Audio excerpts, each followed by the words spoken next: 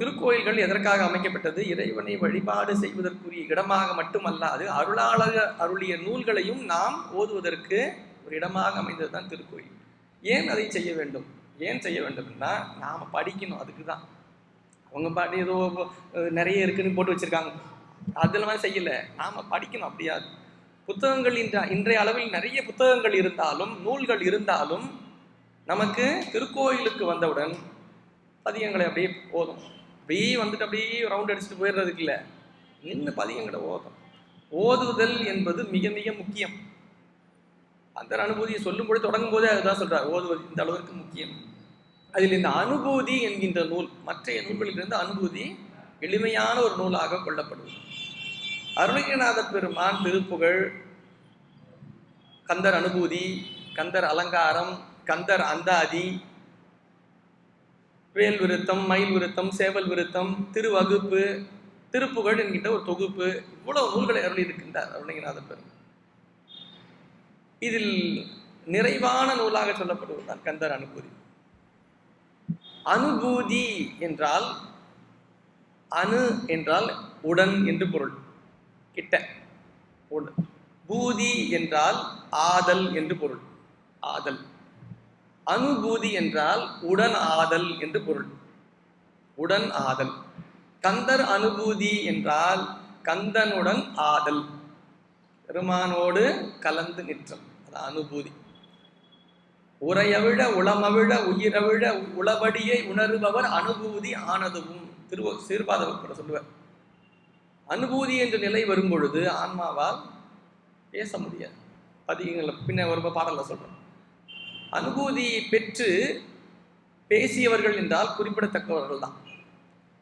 அதில் ஒன்று மணிவாசக பெருமான். பெற்ற அனுபூதிக்கு பிறகும் பேசியவர் மணிவாசகர். அதற்கு பிறகுன்னா நம்ம அருணகிரிநாத பெருமான். அனுபூதி பெற்று அனுபூதி குறைத்தவர் அருணகிரிநாத பெருமான். அருணகிரிநாத பெருமானுக்கும் திருமூலருக்கும் ஒரு தொடர்பு உண்டு. திருமூலரும் அருணகிரிநாத பெருமான். திருமூலரும் அனுபூதி பெற்றவர், சிவஞானத்தை பெற்றவர் திருமூலர். ரெண்டு பேருக்கும் ஒரு ஒற்றுமை பார்த்தீங்கன்னா, ரெண்டு பேருமே நூல் செய்யும் பொழுது அவரவர்கள் அந்த உடம்பில் இருந்து செய்யவில்லை. திருமந்திரம் பார்த்தீங்கன்னா அவர் அந்த உடம்பு கிடையாது, சுந்தரநாதர் தான் அவர் மூலன் என்ற உடம்புல இருந்து தான் பாடுறார், திருமந்திரத்தை சொல்றார். அதே மாதிரி அருணகிரிநாத பெருமானும் அந்த உடம்புல இருந்து பாடல, கிளி வடிவாக இருந்துதான் அனுபூதி இயற்றினார் என்பது வரலாறு. அவர் அந்த உடம்பு தான். அப்போ ஏன்னா அந்த உடம்புல சொல்ல முடியாது. அனுபவத்தை வெளிப்படுத்துவது மிகவும் கடினம். நாம் பெற்ற அனுபவத்தை நம்மால் வெளிப்படுத்த இயலாது. எப்பொழுதுமே அதுதான். ஒரு அடிக்கடி சொல்றது, மாம்பழம் கொடுக்குறாங்க, ஒருத்தர் எடுத்துட்டு வந்து ரொம்ப அருமையான மாம்பழம் ஐயா, இந்த மாம்பழத்தை வாங்க சாப்பிட்டு பார்த்து எப்படிங்க இருந்தது? நல்லா இருந்தது, ரொம்ப நல்லா இருந்தது, அவ்வளோதான் சொல்ல முடியும். அதுக்கு மேலே என்ன சொல்ல முடியும்? நல்லா இருந்தாங்கன்னு சொன்னார், வேற எதுவும் வேற எதுவும் சொல்ல முடியாது. இல்லை, அது எப்படி இருந்தது எனக்கு மட்டும்தான் தெரியும். நான் நல்லா இருக்குன்னு சொல்றதை வச்சு வேணா மற்றவங்க புரிஞ்சுக்கலாம். அனுபவம் என்பதை ஒரு அளவிற்கு மேல் சொல்லாலோ எழுத்தாலோ வெளிப்படுத்த இயலாது. ஒரு சாதாரண புலன்களுக்கு உட்பட்ட ஒரு உணர்வு, அதவையே பண்ண முடியலன்னா நீங்க யோசிச்சு பாருங்க, இந்த உணர்வையே பண்ண முடியலையே, புலன்களுக்கெல்லாம் அப்பாலாய் விளங்குகின்ற இறை உணர்வை எப்படி வெளிப்படுத்த இயலும்? அந்த அனுபவத்தை சொல்வது கடினம். அப்படித்தான் அனுபூதி அமைக்கிறார் நம்ம அருணகிரிநாத பெருமான். நமக்கு எப்படி நம்மளுடைய சைவத்திலே 12 திருமுறைகள்னு நமக்கு இருக்கு இல்லையா? ஞானசம்பந்த பெருமானுடைய முதல் 3 திருமுறைகள், அப்பரு பெருமான் அருளிய 3 திருமுறைகள், சுந்தரமூர்த்தி நாயனார் அருளிய 7ஆம் திருமுறை, திருவாசகம் திருக்கோவையார் என்கிற நிலையில் இருந்து 8ஆம் திருமுறை, திரு இசைப்பா திருப்பல்லாண்டு என்பதாகிய 9ஆம் திருமுறை, 10ஆம் திருமுறை திருமந்திரம், 11ஆம் திருமுறை அடியாருடைய நூல் அருள் தொகுப்பாகிய நூல், 12ஆம் திருமுறை பெரிய புராணம். எல்லாருக்கும் தெரியும், ஓரளவுக்கு சைவ பெருமக்கள் எல்லோருமே அறிந்தது 12 திருமுறைகள் இவைதான். இதே போல முருகப்பெருமானுக்கும் 12 திருமுறைகள் உண்டு. இதே போல முருகப்பெருமானுக்கு 12 திருமுறைகள் உண்டு. நமக்கு அது தெரியுமான்னா தெரியாது. காரணம் என்னன்னா, அது தெரிஞ்சுக்கிற அளவுக்கு நமக்கு நேரம் இல்லை. முதல்ல நமக்கு நிறைய உலகத்தில் நிறைய வேலை இருக்குல்ல, அந்த வேலையில முருகப்பெருமான் அவருடைய பாடல்களுக்கும் நூல்களுக்கும் முருகப்பெருமானை பற்றிய நூல்களுக்கும் 12 திருமுறைகளை வகுத்திருக்கின்றார்கள் பெரியோர்கள். நமக்கு அது தெரிஞ்சுக்கிற வாய்ப்பு இல்லாமல் போயிடுச்சு. என்னன்னு தெரிஞ்சுக்கணும். முதல் 6 திருமுறைகள் என்னன்னா, 6 படை வீடு திருப்புகழ் இருக்கு இல்லையா, 6 படை வீட்டு திருப்புகழ் சரிங்க. திருப்பரங்குன்றம், திருச்செந்தூர், திரு ஆவினன்குடி என்கின்ற பழனி, சுவாமிமலை என்கின்ற திரு ஏரகம், திருத்தணிகை, பழமுதிர்ச்சோலை. இந்த 6 தலைப்புல வர 6 தலங்கள்ல வர திருப்புகழ் இருக்கு இல்லையா, இதுதான் 6 திருமுறைகள். இந்த 6 தலங்கள் அல்லாத பிற தலங்களையும் சுந்தரமூர்த்தியுடைய அருணகிரிநாத பெருமான் திருப்புகழ் பாடியிருக்கார். அந்த திருப்புகள்லாம் 7ஆம் திருமுறை, அதுதான் 7ஆம் திருமுறை. 8ஆம் திருமுறை கந்தர் அலங்காரம், கந்தர் அந்தாதி. அங்க 2 இருக்குல்ல, நமக்கு 8 இல்லை. இங்க கந்தர் அலங்காரம், கந்தர் அந்தாதி. இங்க அந்தாதி ரொம்ப கஷ்டமா இருக்கும் படிக்கிறது. 9ஆம் திருமுறை நக்கீரர் அருளிய திருமுருகாற்றுப்படை, குமரகுருபர் அருளிய கந்தர் கலிவெண்பா, இது 9ஆம் திருமுறை. 10ஆம் திருமுறை கந்தர் அனுபூதி. 10ஆம் திருமுறை கந்தர் அனுபூதி. 11ஆம் திருமுறை கந்த புராணம். 12ஆம் திருமுறை சேய் தொண்டர் புராணம் என்று சொல்லப்படக்கூடிய முருகன் அடியார்கள் புராணம். இப்படியாக அமைச்சு வச்சிருக்காங்க. இப்போ இதுல 10ஆம் திருமுறை பார்த்தீங்கன்னா அனுபூதி. நமக்கு திருமந்திரமும் அப்படிதான். 10ஆம் திருமுறை திருமூலருக்கும் அருணகிரிநாத பெருமானுக்கும் ஒரு தொடர்பு. 2மே சாத்திர நூல். அனுபூதியும் சாத்திர நூல் தான், திருமந்திரமும் சாத்திர நூல் தான். வள்ளல் பெருமான் தனக்குரிய நூல்களாக தோத்திர சாத்திர நூல்களாக 2ஐ கொண்டார். சாத்திர நூல் திருமந்திரம் வள்ளல் பெருமான், தோத்திர நூல் திருவாசகம். கந்தர் அனுபூதியும் ஒரு சாத்திர நூல். அற்புதமான ஒரு நூல் கந்தர் அனுபூதி. கந்தர் அனுபூதி பெற்று கந்தர் அனுபூதி சொன்ன எந்தை அருள் நாடி இருக்கும் நாள் என்னாலோ தாய்மகன். இன்னைக்கு அந்த அனுபவம் கிடைக்குமோ? அருணகிரிநாத பெருமானுக்கு மட்டுமே கிடைத்த அனுபவம். முருகப்பெருமான் 3 பிரணவ உபதேசத்தை செய்தார். 3 பேருக்கு பிரணவ உபதேசம். 1 தேவர்களுக்கெல்லாம் தலைவனாக விளங்கக்கூடிய தேவாதி தேவன் ஆகிய பெருமானுக்கு, சிவபெருமானுக்கு பிரணவோபதேசம். அது எல்லாருக்கும் தெரியும் வரல. அகத்திய மாமுனிக்கு, முனிவர்களிலேயே தலைமையாக விளங்கக்கூடிய பெரும் முனிவராக விளங்குகின்ற அகத்தியருக்கு பிரணவோபதேசம் செய்தார் முருகப்பெருமான். அடுத்தது நரர்களிலேயே சிறந்தவராக விளங்கக்கூடிய அருணகிரிநாத பெருமானுக்கு பிரணவோபதேசம். அவகார நிந்தை பற்றுழையாதே, அறியாத வஞ்சகரை குறியாதே, உபதேச மந்திர பொருளாலே உனை நான் நினைந்து அருள் பெறுவேனும். இவமா முகன் தனக்கு இளையோனே இவமான் படந்தை உத்தமை பாலா ஜபபாலை தந்த சத்குருநாதா திரு ஆவினன்குடி பெருமாளை. உபதேச மந்திர பொருளாலே, உபதேசம் சாமிதான் கொடுப்பார், சொல்வார். குருவாக பெருமான் எழுந்தருளி நம்மை மார்பச் சட்டை தாங்கி அருகுருநாதராக வந்து உயிர்களை இறைவன் ஆட்கொள்ளுகின்றான். எப்படி ஆட்கொள்ளுகின்றான்? நமக்கு எல்லோருக்குமே தெரிந்தது சொற்கள் தான். நமக்கு பேச்சு வழக்குக்கு எழுத்து சொல்லும் தானே தேவைப்படுது. நமக்கு எழுத்துக்களும் சொற்களும் தான் தேவைப்படுகிறது. சொல் ஒரு கருத்தை நமக்கு வெளிப்படுத்தி நிற்கும். நம்ம பேசுறோம்னா ஒரு கருத்து இருக்கணும் இல்லையா? 2 பேர் பேசிட்டு இருக்காங்க. என்ன பேசிட்டு இருக்காங்க? நீ எங்க போன? நான் அப்ப அவங்க என்ன சொல்லுவாங்க? இங்க போனேன்னு சொல்லுவாங்க.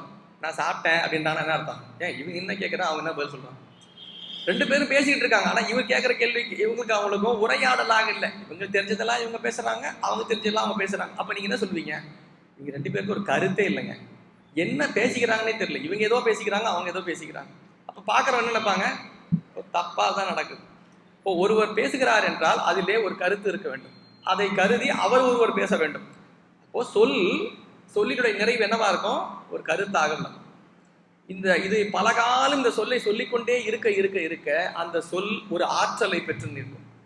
ஒருத்தரை பார்த்து யாரும் நல்லா இருக்கணும், வாழ்க அப்படின்ட்டு போயிருன்னு வச்சுங்க, வாழ்க ஒரு வாட்டி சொல்லியாச்சு, 2-3 வாட்டி வாழ்க வாழ்க. தினம் இதுவே சொல்றேன்னு வச்சுங்க, எப்பவும் வாழ்க வாழ்க வாழ்க வாழ்க வாழ்க வாழ்க, போற்றி போற்றி போற்றி போற்றி, காக்க காக்க. இந்த சொல்ல திரும்ப திரும்ப திரும்ப திரும்ப நாளாக சொல்லிக்கொண்டே இருக்கும்னா என்ன ஆகும்? அது ஒரு ஆற்றலை பெற்றுவிடும். அந்த சொல் ஒரு ஆற்றலை பெற்று. சாதாரணமாக சொல்லிக்கிட்டே தினம் திட்டிக்கிட்டே இருக்காங்க சார், தினம் திட்டிகிட்டே இருக்காங்க. ஒரு நாள் நடந்துருச்சு. ஏன்? நீண்ட நெடுநாட்கள் ஒரு சொல்லையே நாம் சொல்லிக்கொண்டே இருக்க இருக்க ஒரு நாள் என்ன ஆகிடும்? அது பழிச்சிடும். அது நல்லதாக இருந்தாலும் சரி, கெட்டதாக இருந்தாலும். அதனால தான் தீய சொற்களை பயன்படுத்தக்கூடாது, தொடர்ந்து பயன்படுத்திட்டு இருக்கக்கூடாது. அது ஆற்றல் பெற்றுடும். நம்மளை சுற்றிட்டு இருக்கும், நம்மளை சுற்றிட்டு இருக்கிறது வெறும் சொல் ஒலி உலகம் தான் நம்ம இருக்கிறது. நம்மளை சொல்லு இது பண்ணிகிட்டே இருக்கும். அப்போ சொல்லை நாம் சரியான அளவிலே பயன்படுத்த வேண்டும். அதனால தான் கந்தரநங்காத்தில் சொல்லும்போது கூட எழுத்து பிழையறன்னு. ஏன்னா எழுத்து பிழையில ஏதாவது குறிப்பு ஏதாவது தவறாயிடலாம். அதனால் எழுத்து பிழை இல்லாமல் சொல் சாதாரணமாக சொல்லப்படுகின்ற சொல் ஒரு ஆற்றலை பெறுகிறது பலகாலம் சொல்லும் பொழுது. சரி, சாதாரணமானவங்க சொல்லும் பொழுதே சொல் ஆற்றலை பெறுகிறதுன்னு பார்த்தோம். இதே இறை அருளை பெற்ற அருளாளர்கள், ஞானிகள், அவர்கள் திருவாக்கிலே ஒரு சொல் இடம்பெறுமே ஆனால் அது எப்படி இருக்கும்? நம்ம சொல்றதே ஒரு ஆற்றல் பெறுது. தினம் பூஜை பண்றாரு சார், அவரு தினம் மந்திரத்தை சொல்லிக்கிட்டே இருக்காரு சார், அது மந்திரம் ஆயிடுச்சு. தினம் சொல்லிக்கிட்டே இருந்தா அது என்ன சொல்லுவோம்? தினம் ஒரு விஷயத்த சொல்லிக்கிட்டே இருந்தா என்ன சொல்லுவோம்? அது மந்திரம்னு சொல்லுவோம். மந்திரம் ஓதுனாங்களா, அர்ச்சனை நடந்துதா, உள்ள போயிருப்பான் பையன், அப்பா உள்ள இருப்பாரு, பையன் ஏதோ தப்பு பண்ணிட்டு போவான், உள்ள போனான்னா வெளியே வரும்போது அப்படியே கம்மன்ட்டாலே என்னன்னா அர்ச்சனை முடிஞ்சுதாடா. அர்ச்சனை முடிஞ்சா என்ன அர்த்தம்? அவர் டெய்லி திட்டிகிட்டே இருக்கிறவர் அன்னைக்கும் திட்டிருக்காருன்னு அர்த்தம் இல்லையா? அர்ச்சனைன்னா என்ன சொல்லுவோம்? தொடர்ந்து ஒன்றை செய்து அதுதானே அருளா. இது நான் சாமானியர்களுக்கே இது எப்படி சொல்றோம்னா, அருளாளர்களுடைய வாக்கிலே தொடர்ந்து ஒன்றை நடந்து கொண்டு சொல்லிக்கொண்டே இருப்பார்களே. ஆனால் அந்த சொல்லுக்கு நம்முடைய சான்றோர்கள் தந்த பெயர் என்ன தெரியுமா? அதுதான் மந்திரம். நிறைமொழி மாந்தர் ஆணையிற் கிடந்த மறைமொழிதானே மந்திரம் என்ற தொல்காப்பியம். மந்திரம்னா என்ன தெரியுமா? மந்திரம்னா ஏதோ ஒன்றத்தில் இருக்குங்க ஐயா, இது அப்படியாவது மனப்பாடமா பண்ணணும், அப்படி இல்லை. நிறைமொழி மாந்தர்களாகிய அருளாளர்கள் திருவாக்கிலே அந்த சொல் இடம்பெறுமே ஆனால், அவர்கள் திருவாக்கில் இடம்பெறுமே ஆனால் அது மந்திரமா மாறிடும். தோடுன்னு இருக்கு, தோடு எல்லாருக்கும் தெரியும். தோடு மந்திரமா? தோடு கடையில் விற்கிறது போய்கிட்டங்க மந்திரம். தோடு மந்திரம் தான். ஏன் தெரியுமா? ஞானசம்பந்த பெருமான் திருவாக்கில் இடம்பெற்ற காரணத்தினால் அந்த மந்திரம். தோடுடைய செவியன் விடையேறி. பொதுவாக தோடுனா தோடு தான். அது தங்க தோடு, வெள்ளி தோடு, பிளாஸ்டிக், அது இது என்னன்னா வச்சுக்கலாம் நீங்க. ஆனால் ஞானசம்பந்த பெருமான் திருவாக்கில் இடம்பெறுமே ஆனால் அது மந்திரம். அப்படி அருளாளர்கள் திருவாக்கில் இடம்பெறுகின்ற அனைத்துமே மந்திரங்கள் தான். அப்போ அருணகிரிநாத பெருமான் அருளிய கந்தர் அனுபூதி என்பது மந்திரம். திருப்புகழ் மந்திரம். திருப்புகழை பார்த்தீங்கன்னா, திருப்புகழை ஏன் அருணகிரிநாத பெருமான் பாடுறாரு? அவர் நிறைய படித்து வச்சிருக்காரு. இப்போ நமக்கு நிறைய படித்து வச்சிருக்கோம், நிறைய புக்கில் இருக்குது, அங்கே இருக்குது, யூடியூப்ல இருக்குது, இது நெட்டில் இருக்குது, எல்லாத்தையும் படித்து வைக்கிறதால அருளாளர்கள் தாங்கள் எதையெல்லாம் இதுவரை கற்று அறிந்திருக்கின்றோமோ அதை தான் பாடல்களாக வடித்திருக்கின்றார்களா? இல்லை. அதை போல தெரிஞ்சுக்கணும். அருளாளர்கள் அருளிய பாடல்கள் அவர்கள் இயற்றியது அல்ல. அதெல்லாம் ஐம்புல கவிஞர். நாம நினைச்சு ஒரு பாட்டு எழுதுறோம், ஐயோ ஒரு பாட்டு எழுதி கொடுங்க, அது நாம எழுதலாம். பாட்டு எவ்வளவு பாட்டு பார்க்க, சினிமா பாட்டு, அந்த பாட்டு, அப்படி கிடையாது. அவர்கள் பெற்ற அனுபவத்தை வெளியிட சொல்லி இறைவனுடைய ஆணையின் பேரிலே அதை அவர்கள் செய்கிறார்கள். அதுதான் அருளாளர்களுடைய நூல்கள். அருணகிரிநாத பெருமான் இதை பதிவே பண்றார். நமக்கு இந்த திருப்புகள்ல தான் இருக்கு. இது இங்கே தனியா ஏதோ புது நூல் இருக்குன்னு நினைச்சு பாருங்க. திருப்புகள் இருக்கிறது தான். திருப்புகள் நமக்கு தெரிஞ்ச திருப்புகள்ல தான் இருக்கு. ஆனா நம்ம அது பாட்டா பாடுறோமா, பாட்டாவே கேட்கறோமா? அது ஒரு பாட்டுக்கு போயிடுது, அது பாட்டுக்கு போயிடுது. அப்படியே பக்கரை விசித்திரமணி பொற்கலனை இட்ட நடை பட்சியன முக்கரதுர கமுனீப பக்குவ மலர்த்தொடையும் அக்குவடு பட்டொழிய பட்டுருவ விட்டருள்கை வடிவேலும் திக்கது மதிக்க வரும் குக்குடமும் ரட்சை தரு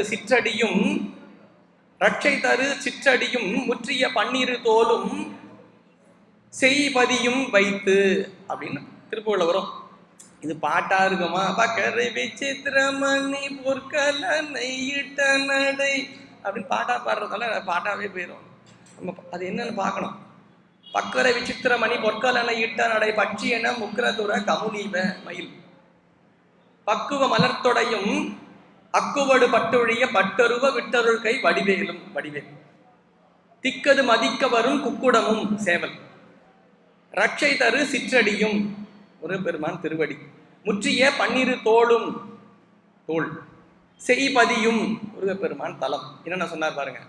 மயில், வேல், சேவல் சொன்னாரா? திருவடி முருகப்பெருமான் திருவடி.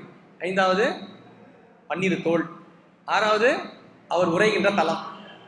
இது எதுக்கு இவ்வளவு சொல்றார பார்க்கணும். செய்பதியும் வைத்து உயர் திருப்புகழ் விருப்பொடு செப்பு என எனக்கு அருள்கை மறவேனே.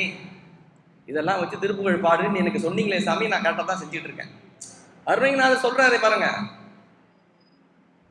முற்றிய பன்னிரு தோளும் செய் பதியும் வைத்து உயர் திருப்புகழ் விருப்பொடு செப்பு என எனக்கு அருள்கை மரபேனே. இப்ப முருகப்பெருமான் அருளை பெற்றுதான் திருப்புகழை பாடுகின்றார் அருணகிரிநாத பெருமான். அருணகிரிநாத பெருமான் அது மிக முக்கியமானது திருப்புகழ். பத்தர் கணப்பிரிய நிறுத்த நடித்திடு பட்சி நடத்திய குகப்பூர்வ பத்தர் கணப்பிரிய நிறுத்த நடித்திடு பட்சி நடத்திய குகப்பூர்வ சித்திர கவித்துவ செத்த மிகுத்த திருப்புகழை சிறிது அடியேனும் செப்பென எனக்கு அருள்கை மரவேனேன். சித்திர கவித்துவ செத்த மிகுத்த திருப்புகழை செப்பு என எனக்கு அருள்கை மரவேனே. திருப்புகழை பாடு நீங்க தானே சொன்னீங்க, பாடுறேன் இல்லையா? திருப்புகழ் ஓதியது யார்? முருகப்பெருமான் சொல்ல அருணகிரிநாத பெருமான் ஓதுகின்றார். அருளாளர்கள் எல்லோருமே அப்படித்தான், அவங்களா பாடல, சாமி சொல்லிதான் பாடுறாங்க. எனதுரை தனதுரையாக ஞானசம்பந்தர் சொல்றாருல, திரு இளம்பையங்கோட்டு தேவார், எனதுரை தனதுரையாக, எனதுரை தனதுரையாக.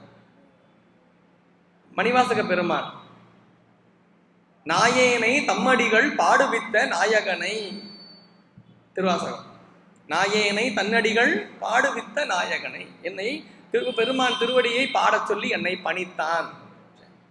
நம்முடைய என்னை நன்றாக இறைவன் படைத்தனன் தன்னை நன்றாக தமிழ் செய்யுமாறே திருமூலம். வள்ளல் பெருமான் நான் உரைக்கும் வார்த்தையெல்லாம் நான் நாயகன் தன் வார்த்தை என்றோ. நான் சொல்லல, இல்லை சாமி சொல்லிக்கிட்டு இருக்க, நான் வாயை மட்டும் அசைக்க. எல்லா அருளாளர்களும் ஒரே நிலையில் தான் பேசுகின்றார்கள். நான் சொல்லவில்லை, நான் பாடவில்லை, உள்ளிருந்து பெருமான் உணர்த்த நாம் அதை சொல்லுகின்றோம். இப்படித்தான் அனுபூதி. அனுபூதி என்றால் அனுபவத்தால் பெறுவது, உடன் ஆதல் என்று பொருள். உடன் எது? கந்தர் உடன் ஆதல். அதுல கந்தர், அது கந்தர் அனுபூதின்ற பாடல் அந்த தலைப்பை சொல்லும் பொழுது கந்தரால் அனுபூதி, கந்தரால் அனுபூதி,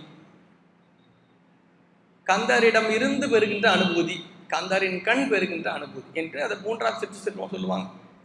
இரண்டாம் உறுப்பு வேற்றுமை இலக்கணத்துல சொல்ற மாதிரி இரண்டாம் உறுப்பு வேற்றுமை, மூன்றாம் உறுப்பு வேற்றுமை, ஏழாம் உறுப்பு வேற்றுமைன்னு அதை சொல்லுவாங்க.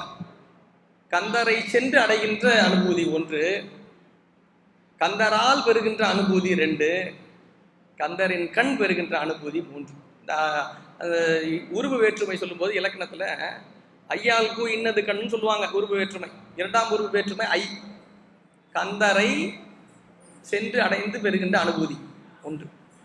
ஆள் அடுத்தது கந்தரால் பெறுகின்ற அனுபூதி, அது 2. ஏழாம் உருவு வேற்றுமை கந்தரின் கண் பெறுகின்ற அனுபூதி, இந்த 3ஆ சொல்லுவாங்க.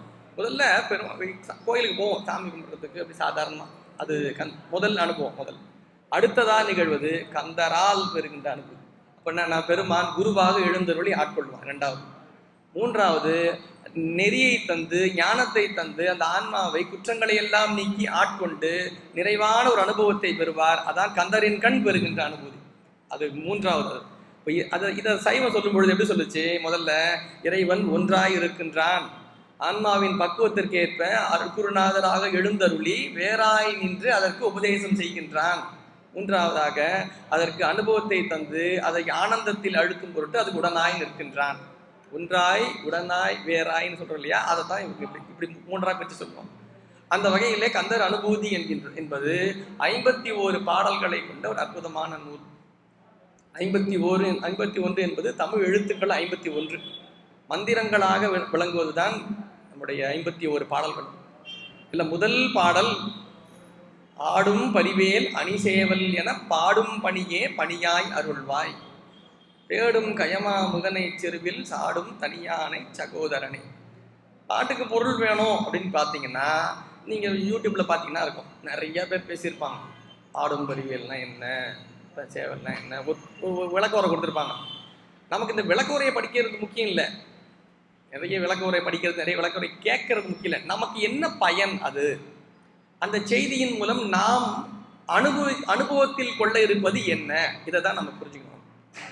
ஆடும் பரி வேல் அணி சேவல், இந்த 3 தான் முதல்ல வைக்கிறாரு. பதியம் தொடங்கும் பொழுதே காப்பு செய்யுள் ஒன்று விநாயகர் பதியம் சொல்றாரு. அதுக்கு அடுத்ததாக சொல்றது தான் ஆடும் பரி. ஆடும் பரினா ஆடுவது எது? மயில். பரினா எதுக்குன்னா அது வாகனமாக உள்ளது. பரினா பொதுவாக குதிரை. வேகத்தை குறித்ததனால் பரி என்கின்ற சொல் எதுக்கு ஏற்றப்பட்டது? மயில் மீது ஏற்றப்பட்டது. ஆடும் பரி அணி சேவல். அணி சேவல்னா 2 சேவல் வச்சுக்க போறீங்க. சேவல் தான். அணி என்பது அழகு மிகுந்த சேவல்.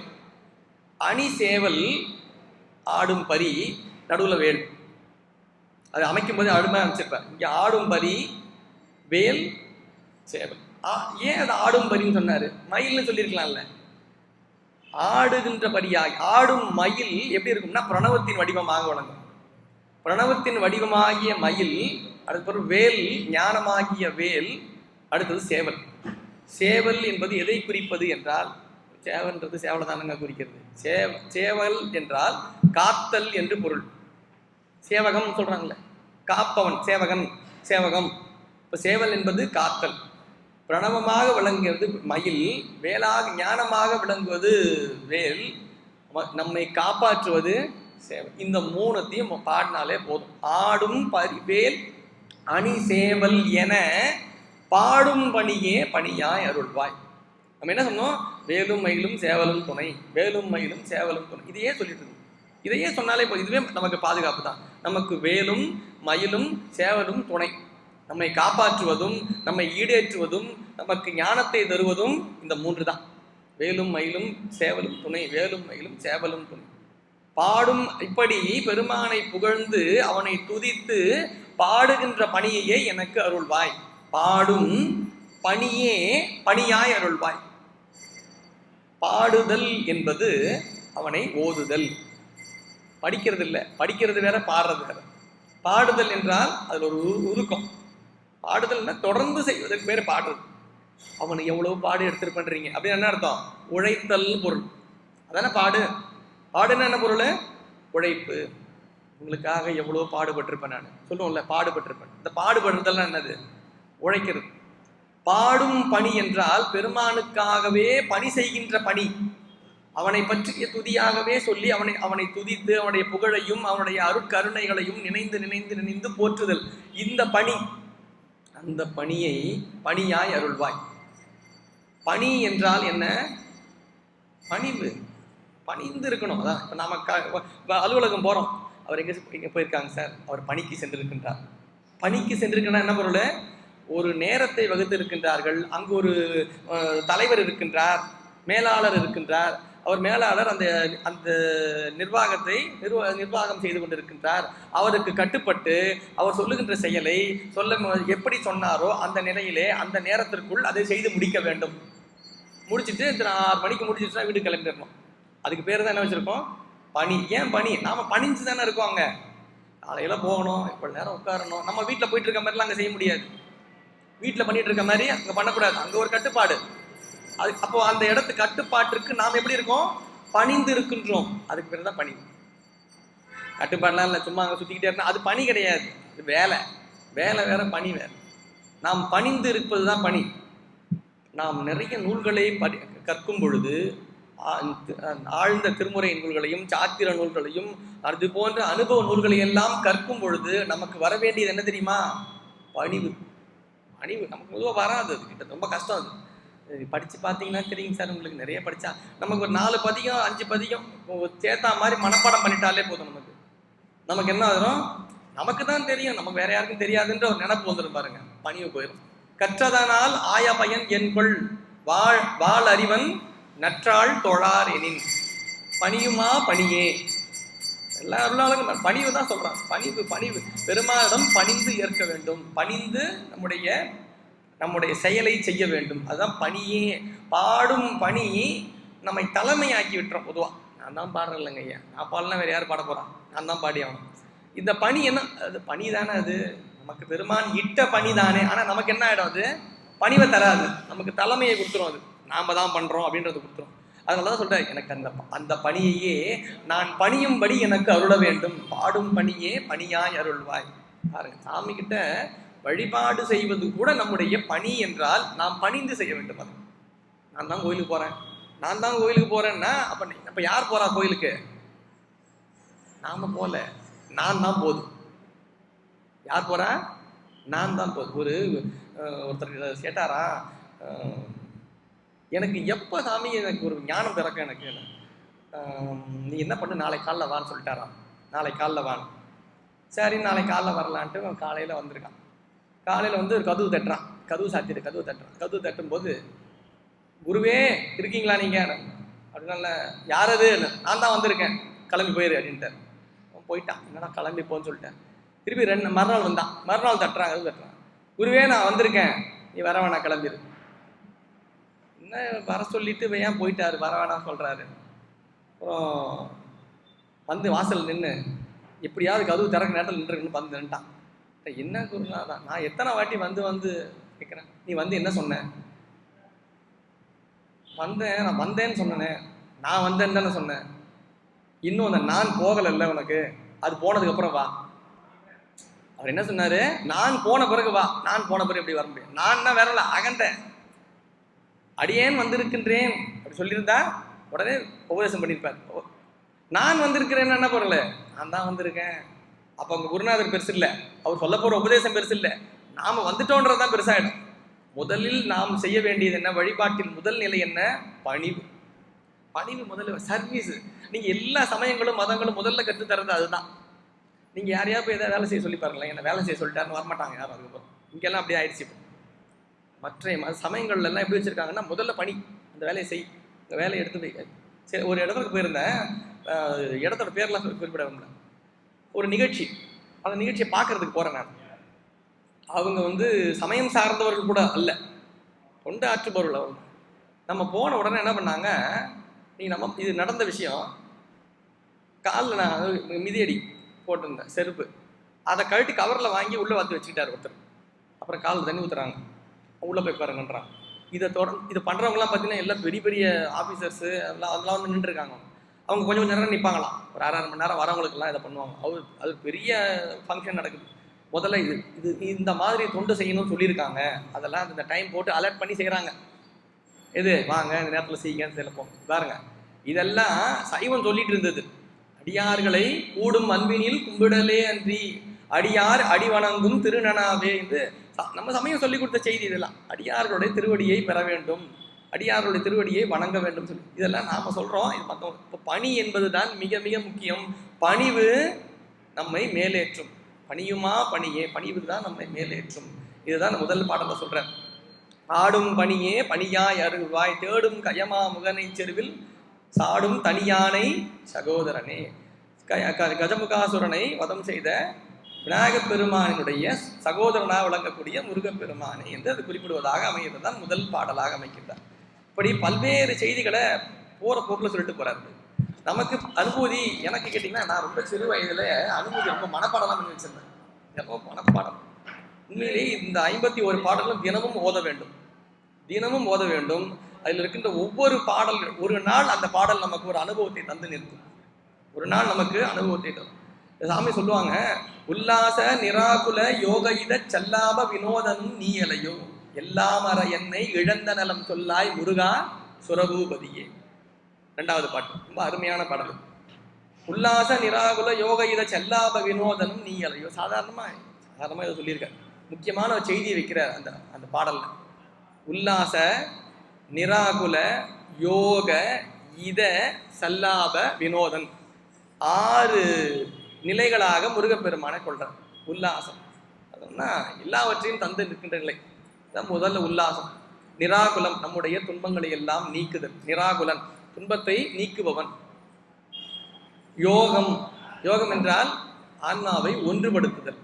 யோக இதம் என்றால் மென்மையா. ரொம்ப இதமா இருந்தது சார் அவர் கொடுத்தது, அந்த சுடு தண்ணி கொடுத்தாரு, தொண்டைக்கு ரொம்ப இதமா இருக்கு. இதம்னா என்ன? எப்பொழுது நோய் நீக்கம் பெற்று விட்டதோ, நோய் நீங்கிய பிறகு அதுக்கு என்ன பண்ணணும்? இதமா ஏதாவது கொடுக்கணும். அதுக்கு பேர் தான் இதம் என்றால் உபதேசம்.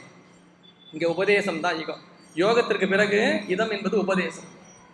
6வது யோக இத சல்லாப வினோதம். சல்லாபம் என்றால் பெருமான் அதாவது எல்லா குற்றங்களையும் நீக்கிய பிறகு தனிந்து நிற்கின்றான். சல்லா வினோதன் என்றால் அவனை ஆட்கொள்ளும் பொருட்டு அருள் வடிவை தாங்கி ஆன்மாக்களை அருள் வடிவனாக தோன்றுகின்றான் வினோதன். இது எதை குறிக்கிறது என்றால் 6 தலங்களையும் 6 படை வீட்டையும் குறிக்கின்றது. உல்லாசம் திருப்பரங்குன்றம், நிராகுலம் திருச்செந்தூர், அங்க சூரியன் அழிக்கிறாரு. யோகம் ஆவினன்குடி, பழனி யோகத்தலம், யோகம் இதம் என்றால் உபதேசம், சுவாமிமலை இத, சல்லாவம் தன்னிகை, பெருமான் தனிந்திருக்கின்றான். வினோதன் அருட்காட்சி கொடுக்கும் பொருட்டு அம்மை தேவயானையோடு காட்சி தருதல், அதுதான் வினோதன். சல்லாப வினோதனும் நீ அலையோ. பாருங்க, ஒரே வரியில 6 படை வீட்டையும் சொல்லிட்டார். உல்லாச நிராகுல யோக இத சல்லாப வினோதனும் நீ அலையோ. 6 தலங்களிலுமே பெருமான் வெவ்வேறாக காட்சி தருகின்றான். இது உயிர்களை ஈடேற்றும் பொருட்டு. இதுக்காக செய்யணும் இவ்வளவு. உயிர்கள் துன்பச் சூழலிலே சிக்கிக் கொண்டிருக்கின்றன. வினையின் தாக்கத்தால் ஆன்மா துன்பத்தில் சிக்கிக் கொண்டிருக்கின்றது. இதை மீட்க வேண்டும் என்றால் அதுக்கு தான் படை வீடு. படை எதற்கு? பொதுவாக படை வீடு ஒண்ணுதான். எது? திருச்செந்தூர் மட்டும்தான் படை. அவர் படை எடுத்துட்டு போனது, அவர் படை எடுத்துட்டு போன வீடுன்னு பார்த்தா இடம்னா எது? மற்றதெல்லாம் ஒரு உபசாரமாக சொல்லப்படுவது. நமக்கு ஒவ்வொரு நாளும் நம்முடைய துன்பங்கள் நம்மை எதிர்க்கும் பொழுது நாம் அதை எதிர்த்து வாழ்கின்றோம் இல்லையா, அது நமக்கு படை தானே. ஒவ்வொரு படையால தானே நம்ம அதை நீக்கிறோம். இப்படி 6 படைகளாக விளங்குகிறது. 6 தலங்களுமே உயிர்களை காக்கும் பொருட்டு இறைவன் அருட்காட்சி தருகின்றான் வெவ்வேறு வடிவனாக. யோக நிலையில் நின்றும் அதற்கு உபதேசம் செய்யும் நிலையில் நின்றும் அருளுகின்றான். இப்படிப்பட்ட பெருமானை நாம் வழிபட வேண்டும். எப்படி வழிபட வேண்டும்? எல்லாம் அற என்னை இழந்த நலம் சொல்லாய். நமக்கு இந்த உலகத்துல எல்லாத்தையும் கொடுத்து வச்சிருக்காரே, தனுகரண புவன போகங்கள், அதான் கந்தரலங்காரத்தில் சொல்றார். எல்லாவற்றையும் பெருமான் தந்திருக்கின்றானே, எல்லாவற்றையும் தந்திருக்கின்றான். ஆனால் அதை நாம் கொள்ளும் பொழுது நம்முடையது என்பதாகவோ அதிலிருந்து நாம் அனுபவத்தை பெறுகின்றோம், பொருள்களிலிருந்து அனுபவத்தை பெறுகின்றோம் என்ற நிலையில் அல்லாது இது இறை திருவருளால் நமக்கு கிட்டியது, அவ்வளவுதான். அதை பெறவில்லை என்றாலும் நமக்கு துன்பம் வராது. அதை பெறவில்லை என்றாலும் துன்பம் வராது. யாருக்கு துன்பம் வராது தெரியுமா? யார் இன்ப நேரத்திலே இன்பமாக இல்லாமல் இருக்கின்றார்களோ அவர்களை துன்பம் ஒன்றும் செய்ய முடியும். ஒரு பெரிய இன்பம் வந்துருச்சு, ஐயா உங்களுக்கு இந்த லாட்டரி சீட்டு வாங்கினீங்களங்க ஐயா, அவரு அப்போ ஒரு லாட்டரி சீட்டு வாங்கினீங்களங்க ஐயா, அதுல 1 கோடி ரூபாய் விழுந்துருச்சு. சந்தோஷம் தலை தாங்கலை இருக்கு. 1 கோடி ரூபாய் நமக்கு வந்து என்ன பண்றதுன்னு தெரியல, எந்த கடன் அடைக்கிறதுன்னு தெரியல, அதை பண்ணலாமா இதை பண்ணலாமா என்ன பண்ணலாமா. அந்த லாட்டரி சீட்டு தொலைஞ்சு போச்சாங்க ஐயா, அவ்வளவுதான், ஹார்ட் அட்டாக் வந்துருச்சு அவருக்கு. அந்த என்னது தொலைஞ்சு போச்சா, அது எங்க வச்சேன்னு தெரியலையே, எங்க வாங்கினதுதான், எங்க வச்சேன்னு தெரியல, அப்ப என்ன ஆயிடுச்சு, அவ்வளவுதான், ஹார்ட் அட்டாக் வந்துருச்சு அவருக்கு. ஏன்? 1 கோடி ரூபாய் போச்சே. 1 கோடி ரூபாய் வந்த போது எதுக்கு இவ்வளவு இன்பம்? சரி விடுங்க, சாமி கொடுத்தாரு, போச்சுன்னு வச்சுங்களேன், சரி சாமி வேணான்ட்டார் போல. நாம் நினைச்சிட்டு இருக்கோம் பொருளை நாம் பெறுவதுதான் இன்பம்னு நினைச்சிட்டு இருக்கோம். நாம் பெறாமல் இருப்பது நமக்கு நல்லதுதான். எங்க ஆசிரியர் சொல்லுவாரு, நாம் இறைவனிடத்தில் சென்று ஒரு பொருளை யாசித்து நிற்கின்றோம். ஒன்று வேணும்னு கேட்டு நிற்போம் சாமி கிட்ட. என்ன, நாம் யாசித்து நிற்கும் பொழுது இறைவன் நமக்கு அந்த பொருளை தந்து விடுவான். நாம் என்ன பண்ணுவோம்? மகிழ்ச்சி. கேட்ட கொடுத்துட்டாருல்ல சாமி, ஐயா சாமி கிட்ட போய் கேட்டாங்க, ஐயா கொடுத்துட்டாரு, கேட்டாங்கம்மா கொடுத்துட்டாங்க, எல்லாம் கேட்டாங்க, எனக்கு சாமி கிட்ட போய் கேட்டாலே கொடுத்துட்றாரு எனக்கு. நாம் இறைவனிடத்தில் சென்று ஒரு பொருளை யாசித்து நிற்கும் பொழுது, நீண்ட நெடுங்காலம் யாசித்து நிற்கும் பொழுது அந்த பொருளை நமக்கு இறைவன் தந்து விடுவான். நாம் என்ன பண்ணணும்? மகிழ்ச்சி கொள்ளுகின்றோம். சரி, இப்படி வைப்போம். நாம் பலகாலம் சென்று கேட்டுக்கொண்டிருக்கின்றோம், ஆனால் இறைவன் நமக்கு அதை தரவில்லை. நமக்கு என்ன வந்துடும்? கோவம் வந்துடும். சாமியை மாத்துங்க சார், முதல்ல நீங்க இந்த கம்பெனிலாம் அடுத்த கம்பெனி நம்மால் அப்படியே மாத்திர ஒரு வாரம் போய் பார்ப்போம், சரி வரல, அடுத்த கம்பெனி இருக்கு. அதுவா? இறைவன் நாம் தொடர்ந்து நாளும் வழிபாடு செய்கின்ற பெருமான் நாம் ஒன்றை யாசித்து நிற்கும் பொழுது அதை நமக்கு இறைவன் தந்தால் நாம் மகிழ்ச்சி கொள்ள வேண்டும். இறைவன் நமக்கு அதை தரவில்லை என்றால் நாம் மட்டற்ற மகிழ்ச்சியை கொள்ள வேண்டும். காரணம், அந்த பொருள் நம்மிடத்தில் இருந்தால் நாம் துன்பப்படுவோம் என்று இறைவன் நினைத்தான். அதனால் நமக்கு அதை தர மறுத்து விட்டான். அதான் உண்மை. அது நம்ம கிட்ட இருந்ததுன்னு வச்சுங்களேன், நம்ம கஷ்டம், அந்த கஷ்டத்துக்கு நிற்க போவோம், திருப்பி அங்கதான் போய் நிக்கணும். அது வேணாம், அது வந்தா திருப்பி நீங்க தான் வந்து நிற்ப, வேண்டாம்னு சொல்லிட்டு என்ன பண்ணிட்டாரு சாமி? அப்போ நாம் நினைந்து கொண்டிருக்கின்றோம் பெறுவதுதான் இன்பம். இல்ல, பெறாமல் இருப்பதும் ஒரு வகையில் நல்லதுதான். பெறாமல் இருப்பதும் ஒரு வகையில் நல்லதுதான். ஏன்னா நமக்கு அது இருந்ததுன்னா நமக்கு அது பிரச்சனை வந்துடும். 10 லட்சம் ரூபாய் காணாம போயிருச்சு, போச்சா விட்டு தள்ளுங்க. ஏன் நல்ல வேலை அது இருந்து இன்னும் நமக்கு வேற எதையாவது பிரச்சனையாக்கி இன்னும் பெருசாக்கி இருந்ததுன்னு பொருளை இந்த சிந்தனை நமக்கு அறிவுல இருக்கு. இதை நம்ம அனுபவத்துல வச்சுக்கிட்டோம்னா பொருள் நம்மை விட்டு இழக்கும் பொழுது நாம் துன்பப்பட மாட்டோம். நமக்கு ஏன் துன்பம் வருதுன்னா அது நம்ம கூட தான் இருக்கும்னு ரொம்ப காலமா நாமளா ஒரு முடிவு பண்ணி வச்சிருப்போம். அது இல்லாம போச்சுன்னா உடனே நம்ம கஷ்டம். அது இல்லாம போச்சா சார், அது தொலைஞ்சு போச்சு. இது உறவுகளுக்கும் சரி உடைமைகளுக்கும் சரி ரெண்டுமே. அதனாலதான் பற்று கொள்ள வேண்டாம். இன்பத்தில் இன்பம் விளையாதான் துன்பத்தில் துன்பம் உறுதல் இலன். திருக்குறள். யார் ஒருவர் இன்ப நேரத்திலே இன்பம் இல்லாமல் தன்னுடைய வாழ்வை நடத்தி கொண்டிருக்கின்றார்களோ அவர்களை துன்பம் ஒன்றும் செய்ய முடியாது. துன்பம் வந்தாலும் ஒன்றும் பண்ண முடியாது. துன்பம் என்ன பண்ண, இவங்கிட்ட போய் என்னத்த பண்றது? இன்பம் வந்தாலே ஒன்றும் பண்ண மாட்டான், சும்மா தான் வந்திருப்பான். ஐயா உங்களை மாதிரி ஒரு பெரிய ஒரு அந்த நிலையை ஞான நிலையை பார்க்கவே முடியாதுங்க ஐயா. நான் அப்படி உங்களை பார்த்த உடனே ரொம்ப பிரமிப்பாயிருச்சுங்க ஐயா. புகழ்ந்து தள்ளுவான். நமக்கு அப்படியே தரையில கால் நிற்காது, அப்படியே பறந்துகிட்டு இருப்போம். அவன் கிடக்குறான் சார், அவன் ஒரு அவன் பேச்சு வேற அப்படியே ஒரு திட்டான்னு வச்சுக்க, நமக்கு என்ன ஆகிடும்? கோவம் வந்துடும். என்ன நம்மளை புகழ்ந்தா ஒரு 4 பேர் புகழ்ந்தாங்க, ஒரு 2 பேர் நம்மளை திட்டுறாங்களே, நமக்கு இவங்க மேல வெறுப்பு வந்துடும். அவங்க மேல ஏன் விருப்பத்தை ஏற்றுக்கொண்ட காரணத்தினால் வெறுப்பையும் நாம் ஏற்றுக்கொண்டுதான் ஆகும். எதையுமே என்ன பண்ணணும், சரி சொல்றாங்களா பாராட்டுறாங்களா, சாமி ஏதோ குருவரும் நமக்கு இந்த பாராட்டு, ஏதோ நம்மளை நம்ம ஏதாவது திட்டி தீக்கிறாங்களா, நம்ம செஞ்ச தீவினை நம்மளை திட்டுறாங்க போல இருக்கு, அவ்வளவுதான். இப்படிதான் கருதணும். நாம் செய்த வினையின் பயனை நமக்கு பெருமான் ஊட்டுகின்றான். இந்த நிலையில் நாம் கடப்போமே ஆனால் நமக்கு துன்பம் கிடையாது. நாம் என்ன நினைச்சிட்டு இருக்கோம், இன்பம் வருவதைத்தான் இன்பம் என்றும் செல்வதை துன்பம் என்று நினைக்கின்றோம். அருணகிரிநாத பெருமான் ஒரு அருமையான செய்தியை சொல்றார். எல்லாம் அற என்னை இழந்த நலம் சொல்லாய். ஐயா இழத்தல் நலமா? இழத்தல் நலம்ன்ற நீ இந்த உலக பொருள்களிலிருந்து உன்னை நீ இழப்பாயே ஆனால் உனக்கு நலம். அந்த நலத்தை முதல்ல எனக்கு கொடுங்க சார், அதை முதல்ல கொடு. எனக்கு இதுலதான் மாட்டிட்டு விட முடிய மாட்டேன். ஏன் நமக்கு பொருள்கள் மீது நாட்டமும் செயல்களின் மீது நாட்டம் இருக்கின்ற வரையில் இறை பற்றி நமக்கு இருக்காது. முதல்ல பொருள்களிலிருந்து நாம் நீங்கணும்னா உடனே திறந்துட்டு எல்லாத்தையும் விட்டு காட்டுக்கு போடுறோமா சார், அதுக்கு ஏன் சார் இவ்வளவு கஷ்டம்? அப்படி இல்லை, பொருள் இருக்கத்தான் செய்யும். பாதி பேர் நினைச்சிட்டு இருக்காங்கன்னா நீங்க எல்லாவற்றையும் துறந்துக்க வேண்டும், பொருள்கள் மீது பற்று இருக்க வேண்டாம் என்ற காரணம் என்று சொன்னால் நாம் துறவியாக வேண்டும். எல்லாவற்றையும் விட்டு இல்லறத்தை துறந்து எங்கேயாவது மலைக்கு போயிட்டார், அவர் துறவி ஆயிட்டார் சார், அது ரொம்ப பெரிய போஸ்டிங் மாதிரி. அது ஒரு துறவி அவர் எல்லாத்தையும் விட்டு அவர் எங்கேயோ போயிட்டார், எங்க போயிட்டு விட்டு போயிட்டார், காணாம போயிட்டார். அவர் அதுக்குன்னு ஒரு துறவியா? இல்ல, அவருக்கு வாழ தெரியல. அவரை நீங்க துறவின்னு சொல்ல முடியாது. இப்ப அப்படிதான் பாதி பேர் துறவி வச்சுட்டு வீட்டுல பிரச்சனை, கொண்டாட்டிக்கிட்ட சண்டை, கடன் வாங்கிட்டாரு, பக்கத்து வீட்டுக்காரன் சண்டை, சொந்தக்காரன் சண்டை, இந்த சண்டை எப்படி தீக்கணும்னு தெரியல, எல்லாத்தையும் தூக்கி போட்டு கிளம்பிங்க ஊர் போயிட்டார். அவர் சன்னியாசி ஆயிட்டார் சார். இப்ப சன்னியாசி ஆறுதுன்றது என்ன ஆச்சுன்னா, பிரச்சனை வந்தா இருக்கிற இடத்த விட்டு ஓடி போயிட்டா சன்னியாசி. அப்படி கிடையாது. துறவை சைவம் எப்படி சொல்லுகிறது? அகத்துறவு. பொருள்லாம் இங்கதான் இருக்கும், எல்லா பிரச்சனையும் இருக்கும், எல்லாமே தான் இருக்கும். நாம இங்க இருந்துதான் ஆகணும். நாம காட்டுல தான் இருக்கணும்னா காட்டிலேயே நம்மள ஒரு நாயாவோ பூனையாவோ எருமையாவோ போட்டு படைச்சிருக்கலாம்ல. சாமி தப்பா பண்ணியிருப்பாரு? இல்ல, நம்ம இங்கு படைத்திருக்கின்றான் என்றால் நாம் இங்கு வாழ வேண்டிய கட்டாயம். நாம இங்கேதான் இருக்கணும். பற்றல் இல்லாமல் நாம் இதே இடத்துல இருக்கணும். எப்படி தண்ணீரிலே தாமரை இலை இருந்தாலும் அந்த இலையிலே தண்ணீர் ஒட்டுவதே இல்லை. என்னைக்காவது தாமரையில தண்ணி ஒட்டியிருக்கா? ரொம்ப நேரம் இருந்தாலும் தண்ணிக்குள்ள போயிடுச்சு சார் போடுவோமா? இல்லை. தண்ணியிலேயே இருந்தாலும் அந்த நீரிலே அந்த நீரால் அந்த தாமரை இலை எந்த பாதிப்புக்கும் உள்ளாகலாம். அப்படிதான் இந்த உலகத்தில் இருக்கணும். நாம் இங்கே தான் இருக்கணும், ஒட்டாம இருக்கணும். எதிலுமே பற்று இல்லாத நிலை, அதுதான் இழத்தல். நம்மை நாம் முழுமையாக சரணாகதி கொள்ளுதல், பெருமானிடத்திலே நம்மை அடைக்கலம் கொடுத்தல் என்பது அதுதான். அந்த நிலையிலே நாம் விளங்குவோமே ஆனால் நமக்கு துன்பம் இல்லை. எல்லாமற என்னை இழந்த நலம் சொல்லாய். எல்லாத்தையும் இழந்தாச்சு.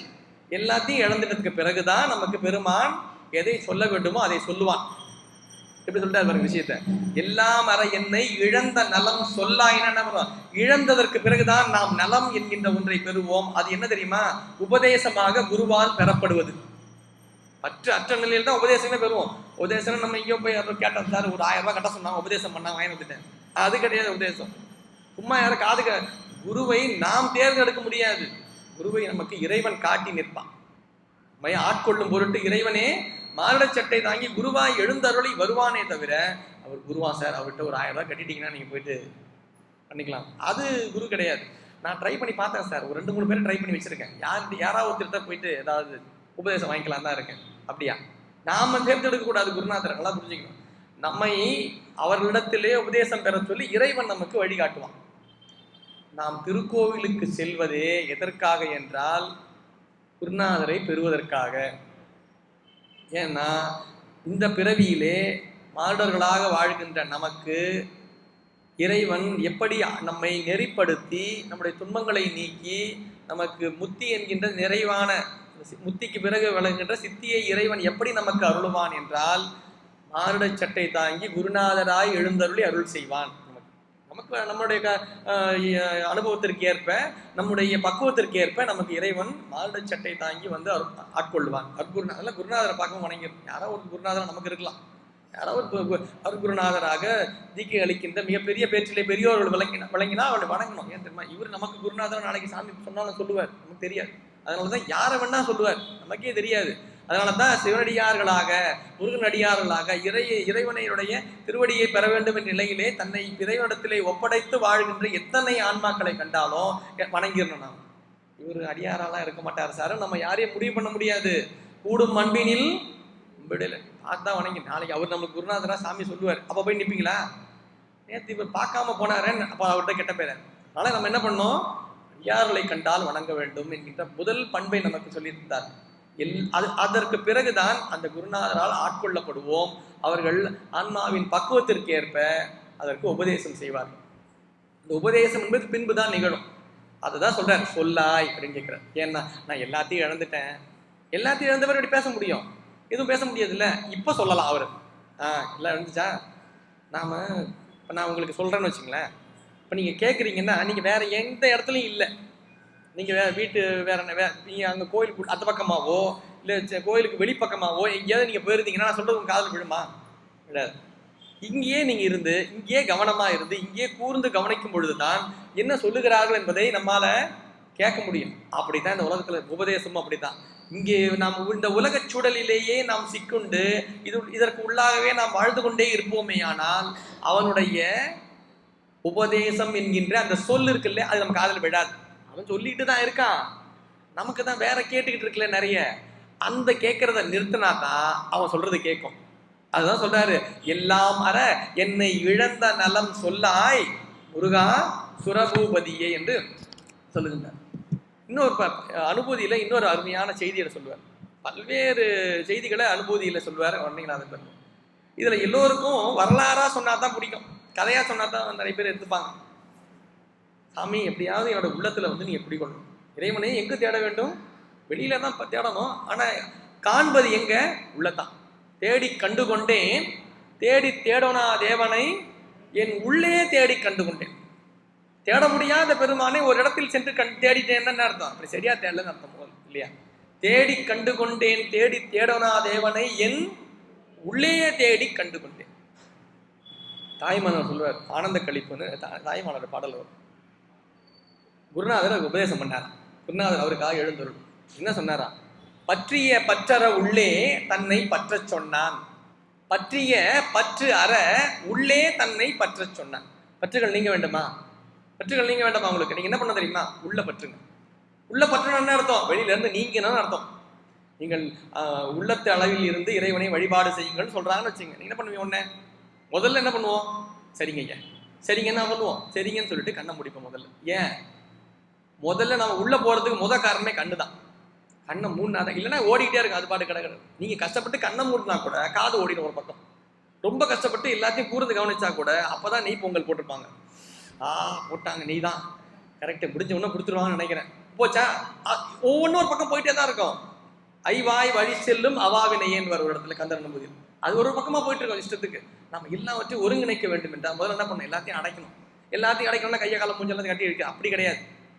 ஒருத்தர் என்ன பண்ணாரா, இந்த புலன்களால தான் சார் ரொம்ப பிரச்சனை, புலன்களால தான் பிரச்சனை.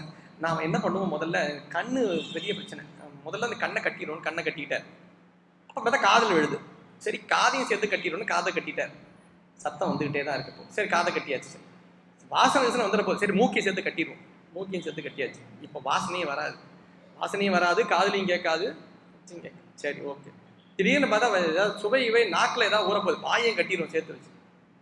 எல்லாத்தையும் உடம்பு மேலே ஏதாவது பட்டுருச்சுன்னா அந்த நம்ம உடம்பு ஊறுதல் ஏதாவது வந்துடும். காத்துக்கு வந்துருப்போம்.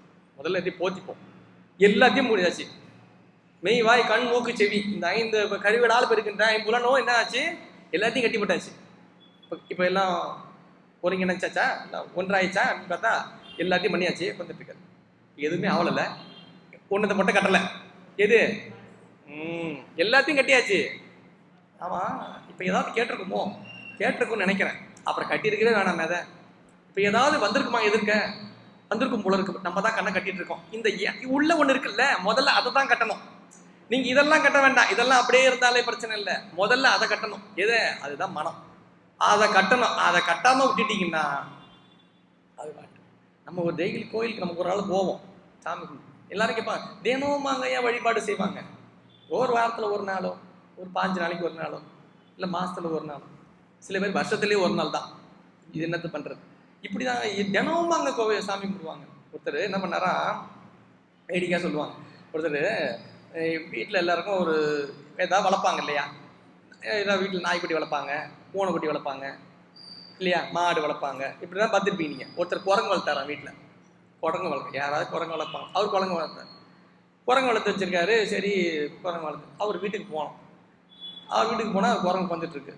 அங்கே உட்காந்துட்டு இருக்கு குரங்கு. அவர் பேசிக்கிட்டே இருக்கார். அப்புறம் இப்படி இந்த மாதிரி நல்லா இருக்கீங்களான்னாரு. சரிங்க, நல்லா தாங்க. பலாரம் குரங்கு தலையில ஒரு கொம்பாலே அடிச்சார். அவர் அடி அடிச்சார். அது சும்மா தான் உட்காந்துட்டு இருக்குது. அது தலையில பட்டுன்னு அடி அடிச்சார். அப்புறம் அடிச்சுட்டோன்னே நம்மகிட்ட பேசிட்டு அடிச்சா நமக்கு என்ன தோணும்? நம்மள ஒரு வேலை திட்டத்துக்காக ஏதாவது சொல்ற ஆளான்னு தெரியல. அப்புறம் எப்படி சாப்பிட்றீங்களா, அதை போறீங்களா, இருக்கட்டும் ஐயா அப்புறமா சாப்பிட்றேன். பலாரம் திருப்பி இன்னொரு அடி அடிச்சார். கொஞ்சம் மனம் அன்னைக்கு கஷ்டமாயிருச்சு. என்னடா அது, நம்ம பேசிக்கிட்டு இருக்கும்போது பாவம் அதை போட்டு அடிக்கிறாரு, நம்மள அடிக்காதான் அடிக்கிறாரா, இல்லைன்னா அவருக்கு ஏதாவது கோவமான்னு தெரியலையேன்னு வேற மனசுல நினைச்சு கம்முன்னுட்டேன். 3வது வாட்டி எதாவது பேசுறேன். சரிங்க ஐயா, அப்போ வாங்க நம்ம சாப்பிட போலான்னாரு. சரிங்க ஐயா. பலாரம் திருப்பி இன்னொரு அடிச்சுட்டாரு. எனக்கு ரொம்ப வருத்தமாயிருச்சு. என்ன இத்தனை வாட்டி போட்டு இப்படி பண்ணிட்டீங்களே, ஏங்க ஐயா அதை போட்டு அடிச்சுக்கிட்டே இருக்கீங்க, இப்போ என்ன பண்ணணுன்றீங்க? அதை அடிக்காதீங்க, பாவம் அது பாட்டு சும்மா தானே இருக்கு. அதை போயிட்டு எப்போ பார்த்தாலும் நீங்கள் அப்பப்போ போட்டுக்கிட்டே தலைமையில் அடிச்சுக்கிட்டே இருக்கீங்க, அப்படிலாம் பண்ணாதீங்க, எனக்கே ரொம்ப கஷ்டமா இருக்கு. சரி, நான் ஒன்றும் பண்ணலங்க சொல்லிட்டு அந்த கொம்பை எடுத்து ஓரமாக வச்சுட்டாரு. அப்புறம் பேசிக்கிட்டே இருந்தார், போயிட்டே இருந்தார். பண்ணா கொஞ்ச நேரம் பார்த்து பார்த்தா அந்த குரங்கை காணோம். எங்கடா பார்த்தா அந்த குரங்கு தலை மேலே வந்துருக்கு. என்ன அவரு இப்படி வந்தது, இப்படி கீழே வந்துச்சு, அப்படி மேலே ஏறிச்சு. அவர் பார்த்துக்கிட்டே இருக்காரு, பேசிக்கிட்டே இருக்காரு. அது மேலே தலைக்கு மேலே ஏறி வந்துருச்சு. ஏங்க என்னங்க பார்த்துக்கிட்டே இருக்கேன், தலைக்கு மேலே குறைஞ்சிருச்சு, நீங்க தான் ஒன்றும் பண்ணாதுன்னு சொன்னீங்களே, அதுக்கு நீங்க இப்படியே கம்மிட்டு இருப்பீங்கன்னு. அவர் அந்த கொம்பை எடுத்தாரு பாருங்க, ஓடி போயிருச்சு. அந்த கொம்பை எடுத்த உடனே என்ன ஆயிடுச்சு, ஓடி போயிருச்சு. இப்போ தெரியுதா? இப்படிதான் மனசு. தினம் அதுக்கு தலையில போட்டுக்கிட்டே இருக்கணும். ஒரு தேவாரத்தையும், ஒரு திருப்புகழையும், ஒரு திருவாசகத்தையும், ஒரு கந்தர் அனுபூதியும், ஒரு அலங்காரம் தினமும் போட்டுக்கிட்டே இருக்கணும். அதுக்கு இல்லைன்னு வச்சுங்களேன், அது பாட்டு ஏறிடும். நம்ம அங்கே போகலாமா, இல்லை இங்கே போகலாமா, இப்படி போகலாமா, நம்மளை யாரு கையில் கேட்குறான்? நம்ம போய் அப்பப்போ போட்டுக்கிட்டே இருக்கணும். கோயிலுக்கு போனோங்க, நிகழ்ச்சி நடக்கதான் போனோம், அப்போ வந்துடும் பாருங்க. அப்போ நம்ம இங்கே திருக்கோவிலுக்கு சென்று அவனை வழிபடுவதற்காக நம்முடைய நேரத்தை ஒதுக்கி கொண்டு இருக்கும் பொழுது நமக்கு துன்பம் கிடையாது. நேற்று கூட ஒரு இதில் பேசுவோம், நம்ம வினை தாக்க வரும் பொழுது வினையா சொல்லப்படுகின்ற ஒன்று எப்படின்னா அதோட டைம், அது அவ்வளோதான், நேரத்திற்கு உட்பட்டது தான் நம்முடைய வினை. இன்ப துன்பம் என்பது என்ன? நேரத்துக்கு. இந்த நேரத்தில் நம்ம கோயிலில் இருந்தால் நம்ம ஒன்றும் பண்ண முடியாது. அது பாவம், கோயில் வெளியே நின்றுருக்கோம், கோயிலுக்குள்ளே தான் இருக்கான் போல இருக்கு, சரி விடு அப்புறமா வரும், அவ்வளோதான், வராது அதுக்கப்புறம்லாம். அது அந்த நேரத்தில் தான் 7 மணிக்கு இவனுக்கு போய் எதையாவது ஒரு கஷ்டத்தை கொடுக்கலான்னு ஒரு டைம் போட்டு வச்சிருப்பாங்க. அதுக்கு இந்த மொபைலுக்கு வேலிடிட்டி இருக்கு பாருங்க, அந்த மாதிரி. அந்த டைமை மீறிடுச்சுன்னு வச்சிங்களேன், அது ஒன்றும் பண்ண முடியாது, இன்வேலிட் ஆகிடும் அது. இப்போ நம்ம என்ன பண்ணலாம், முடிந்த அளவு நம்முடைய நேரத்தை இறை வழிபாட்டிலேயே வைத்துக்கொண்டே இருப்போமே, ஆனால் நமக்கு துன்பம் கிடையாது இல்லையா? நம்ம ஏன்னா நம்ம நம்ம இங்கே உட்காந்துட்டு இருக்கோமா, இங்கே உட்காந்துட்டு இருக்கோம், வழிபாடு நல்ல செய்திகளை கேட்டுக்கொண்டே இருக்கின்றோம். நம்ம இந்த இந்த குறிப்பிட்ட இந்த 1 மணி நேரத்திற்குள் நாம் ஒரு துன்பத்தால் தாக்கம் அடைய வேண்டும்னு ஒரு நிலை இருக்குன்னு வச்சுக்கோங்க. அது என்ன பண்ணும்? இப்போ எதுவுமே கிடையாது, நாம தான் எல்லாத்தையும் கேட்டுக்கிட்டு இருக்குமே. நாம் திருக்கோவிலுக்கு வந்து இது போன்ற நல்ல அருள் நூல்களை சிந்தித்து நாம் அமைதியாக இருந்து அதை கேட்டுக்கொண்டிருக்கின்றோம் என்றால் நாம் எந்த புதிய வினைகளையும் ஈட்டாமல் இருக்கின்றோம்.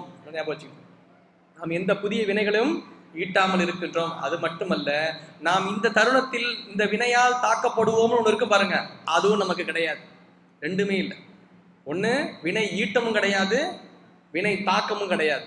ரெண்டுத்தையும் தாண்டி 3வது என்ன? நாம் சிவபுண்ணியத்தை ஈட்டிக் கொண்டிருப்போம்.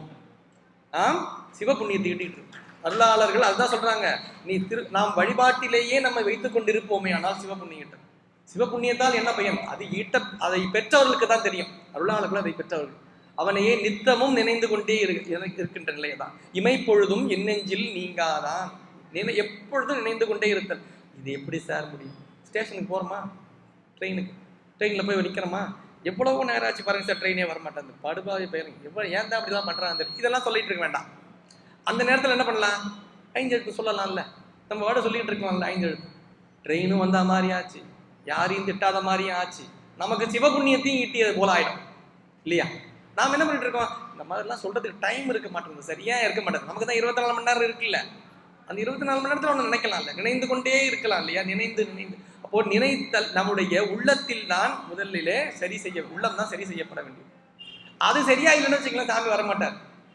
அருணைநாத பெருமான் கேட்கிறாரு, நான் ஒரே கல்லா தானே வச்சிருக்கேன், இந்த இடம் இது உள்ள எப்படி இருக்கு, ஒரே கரடு முரடா இருக்கு, நம்ம உள்ள கரடு முரடா இருக்கு, நாம் உருகி நிற்கும் பொழுதுதான் அவன் நம்மிடம் வருவான் இல்லையா? காதலாகி கசிந்து கண்ணீர் மல்கி ஓதுவார் தமை நன்னெறிக்கு உய்ப்பது. நன்னெறிக்கு 5 எழுத்து கொண்டு போவோம். எப்போ நாம் காதலாகி கசிந்து கண்ணீர் மல்க நிக்கணும், உருகணும் இல்ல. நாம உருகணும்னா உருக்கம் எப்பொழுது வரும்? பொருள் பற்று இருக்கின்ற, மாயையில் இருக்கின்ற வரையில் உருக்கம் என்பது நிகழாது. எல்லாம் ஞாபகம் வச்சுங்க. மாயை நீங்கிய பிறகுதான் உருக்கமே வரும். அதுல பாத்தீங்கன்னா முருகுன்னு ஒரு சொல்லு இருக்கும். முருகனை சொல்லுங்க, முருகு, முருகுன்னு அழகு. அந்த அதுல மகாரத்தை எடுத்துட்டீங்கன்னா அது என்னவா அங்க இருக்கும், உருகு. மகாரத்தை எடுத்துட்டீங்கன்னா அது உருகுதான். மாயை நீங்கினால்தான் உருக்கமே. மாயை நீங்கினால்தான் நாம மாயையில தான் உட்காந்துட்டு இருக்கோம், பொருள் பொருள் பொருள் அது இதுன்னு சொன்ன, அப்போ வரைக்கும் உருக்கம் வராது. சாமி தானே எல்லாம் கொடுத்தார், சாமி தானே எல்லாம் செய்ய போறார், பெருமானே நம்மை ஆட்கொள்வான், அவனே நம்மை நெறிப்படுத்துவான், அவனே நம்மை வாழ்விப்பான், அவனே நம்மை நிறைவான நிலையும் நமக்கு தந்தருள்வான். இதுதான் உருக்கம். அவர் எப்ப பார்த்தாலும் உருகிட்டே இருப்பார் சார், எப்ப பார்த்தாலும் சாமி சாமினே சொல்லிட்டு இருப்பார் சார். அவங்களுக்கு மாயினால எந்த துன்பமும் வராது.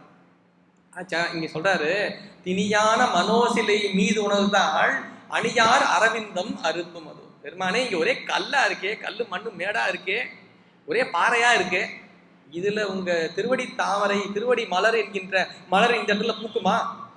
உள்ளத்துல தானே திருவடி தாமரை பூக்கணும், நம்முடைய உள்ளத்துல தானே பெருமான் திருவடி இருத்தணும். உள்ளத்தில் இரு தாளை வைத்து பூசிக்க வேண்டும், அதான் நமக்கு சொல்றாங்க. பெருமான் திருவடி உள்ள இருக்க வேணும்னா இங்க இடம் எப்படி இருக்கணும், கிளீனா இருக்கணும். கோயில் பெருமானை எழுந்தருளை செய்யணும், இல்லத்துலயோ கோயில் அந்த இடத்த என்ன பண்ணுவோம், முதல்ல கிளீன் பண்ணுங்க சார். முதல்ல இடத்த கிளீன் பண்ணா தான் சாமி எழுந்தருளை செய்யவே முடியும். உள்ளே பெருமானை எழுந்தருளை செய்ய வேண்டும்னா உள்ள என்ன பண்ணணும், தூய்மையாக்கணும்ல. திணியான மனோசிலை மீது உணர்ந்தால் அணியார் அரவிந்தம் அருந்தும் அதோ. அணியார் அரவிந்தம், பெருமானே உன்னுடைய உள்ளத்திலே உன்னுடைய மலர் பூக்குமா? நாம் என்ன செய்ய வேண்டும், நாம் உருகினால் மட்டும்தான் பூக்கும். பணியா என வள்ளி பதம் பணியும் தனியா அதிமோக தயாபரணி. பணியா என வள்ளி பதம் பணியும் தனியா, இது பொதுவான பொருளாக என்ன, வள்ளியினுடைய பதத்தை முருகப்பெருமான் பணிகின்றான். முருகப்பெருமான் போய் வள்ளி கிட்ட கேட்கிறாராம், நான் என்னம்மா வேலை செய்யணும் சொல்லுமா, நான் செய்யறேன். பணியா, பணியான்னா என்ன பணி இருக்கு இன்னைக்கு என்னம்மா பணி இருக்குன்னு வள்ளி கிட்ட தான் போய் கேட்பாராம். யாரு, முருகர் கேட்பாராம். பணியா என வள்ளி பதம் பணியும் தனியா அதிமோக தயாபரணே என்று பொதுவாக நமக்கு வரலாறு அப்படித்தான் சொல்லி வச்சிருக்காங்க இல்லையா? கந்த புராணம்னா கந்தர் முருகப்பெருமான் வள்ளியம் பெருமாட்டியை ஆட்கொண்டார் இல்லையா? வள்ளியம் பெருமாட்டை ஆட்கொண்டார், தெய்வ யானையை திருமணம் செய்து கொண்டார். ஒருவரை தானாக சென்று ஆட்கொண்டார். ஒரு பெருமாட்டிய அவருக்கு தானா சேர்ந்து. இப்படிதான் பார்க்க, நமக்கு வரலாறா சொன்னா தான் புரியும். நமக்கு தத்துவமா சொன்னா நம்ம மறந்து போயிடுவோம். நம்ம அதனாலதான் நமக்கு வரலாறுகளை அமைத்து தந்தார்கள் பெருமக்கள். வள்ளி என்றால் யார் என்பதை நாம் முதல்ல தெரிஞ்சுக்கணும். அருணகிரிநாத பெருமான் நமக்கு காட்டுகின்ற மிக முக்கியமான நிலையை அதுதான், வள்ளி சன்மார்க்கம் என்பது. அதுக்கு முன்னாடியே சன்மார்க்கம் இருக்கு, ஆனா அருணகிரிநாத பெருமான் வள்ளி சன்மார்க்கம்னு ஒரு ட்ராக் போடுறாரு அழகா, ரொம்ப அருமையான இடம். வள்ளினா யாருன்னு பார்க்கணும். வள்ளினா இச்சாசக்தி. வள்ளி என்றால் முருகப்பெருமானுடைய திருமணம் செய்து கொண்ட ஒரு பெண், அப்படி கொள்ளப்படணும். இது பொதுவா முதல் நிலையில அப்படிதான் சொல்லப்படும். நாம் தெரிஞ்சுக்கணும் வள்ளினா என்ன. வள்ளி என்றால் ஆன்மா. ஆன்மா இருக்கு இல்லையா, அதான் வள்ளி.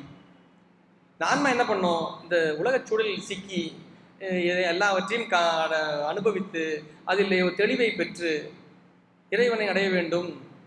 நம்மை முதலில் இந்த பொருளிலிருந்து எல்லாவற்றையும் நீங்க வேண்டும் நிலைக்கு இந்த ஆன்மா வரும். அந்த நிலைக்கு வரும் பொழுது அது தனித்து நிற்கும். அதை பற்றி அதன் மீது அன்பு கொண்டு அதை பெருமான் முதல்ல என்ன பண்ணுவாரு, கை கொடுத்து மேல தூக்குவார். அதுதான் முருகப்பெருமான். முதல்ல நாம் என்ன பண்ணணும், இந்த பற்றுகளில் இருந்து நீங்க இல்லையில் நாம் நின்றால் நம்மை ஆட்கொள்ளும் பொருட்டு அவன் எழுந்தருள்வான்.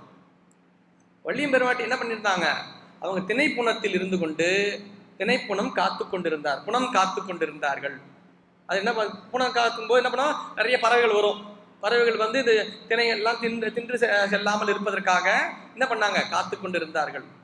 தானே வரலாறு நமக்கு, அது வரலாறு தான். உண்மை என்ன தெரியுமா, ஆன்மாவும் என்ன செய்ய வேண்டும், இந்திரியம் என்கின்ற இந்த புலன்கள் என்பது பறவை, இந்திரிய பறவை இரிந்தோட மணிவாசன் சொல்றாருல்ல, இந்திரியங்கள் தான் பறவை. கண்ணு எல்லாமே இங்கதான் இருக்கா, எல்லாம் இங்கதான் இருக்கு, காணாம போய் பறந்து போயிடும். ஒண்ணு இது கண்ணுக்கு ஒரு பக்கம் பறந்து போயிடும், காது ஒரு பக்கம். சொல்லி கேட்டுக்கிட்டே தாங்க, ஏன்னா திடீர்னு என்னமோ ஒரு ஞாபகம் வந்துருச்சு, ஓடி போயிடுச்சு அது கிளம்பி. அப்படிதான் புலன்கள் பறவைகள் போலதான். புலன்கள் என்பது எதை உருவாவா சொல்லுவாங்க, பறவைகளுக்கு உருவம். கண் ஒரு பக்கம் ஓடுது, காது ஒரு பக்கம் ஓடுது, எல்லாம் ஒன்னொன்னு ஒரு பக்கம் ஓடிக்கிட்டே தானே இருக்கு. அது எல்லாவற்றையும் ஒருங்கு சேர்த்து ஒரு நிலையில் நின்று அனுபவம் பெற வேண்டும் என்றால் நம் அருளாளர்கள் பாடல்கள் தான், திருக்கோயில்களும் அடியார் திருக்கூட்டமும் குருவருளால் மட்டும்தான் நாம் பெற முடியும். முதல்ல நாம் செய்ய வேண்டியது என்ன, இந்த ஒருங்கிணைந்த இந்த ஒருமித்த நிலையை முதல்ல கொண்டு வரணும். இந்த எல்லாவற்றையும் முதல்ல விரட்டணும். நீங்க முதல்ல இங்க இருந்து கிளம்பணும். 5 பேரை கொடுத்தது எதுக்குன்னா, அவருக்கு உதவியா இருக்குன்றதுக்காக 5 பேரை வேலைக்கு கொடுத்தாங்க. 5 பேரை வேலைக்கு எது கொடுத்தாங்க, அவர் பாவம் தனியா இருக்காரு, அவர் எப்படி பாவம் என்ன வேலை செய்ய போறாருன்னு தெரியல, முடியாதவர் அவரு, ஏற்கனவே அவருக்கு நிறைய பிரச்சனை, இந்த 5 பேர் போய் அவருக்கு வேலை செய்யுங்கன்னு கொடுத்தாங்க. யார, ஒரு 5 பேரை.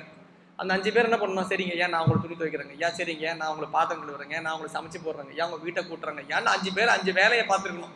இந்த 5 பேர் என்ன பண்ணிட்டாங்கன்னா, முதலாளியை அடிமையாக்கிக்கிட்டு இவங்க முதலாளி ஆயிட்டாங்க.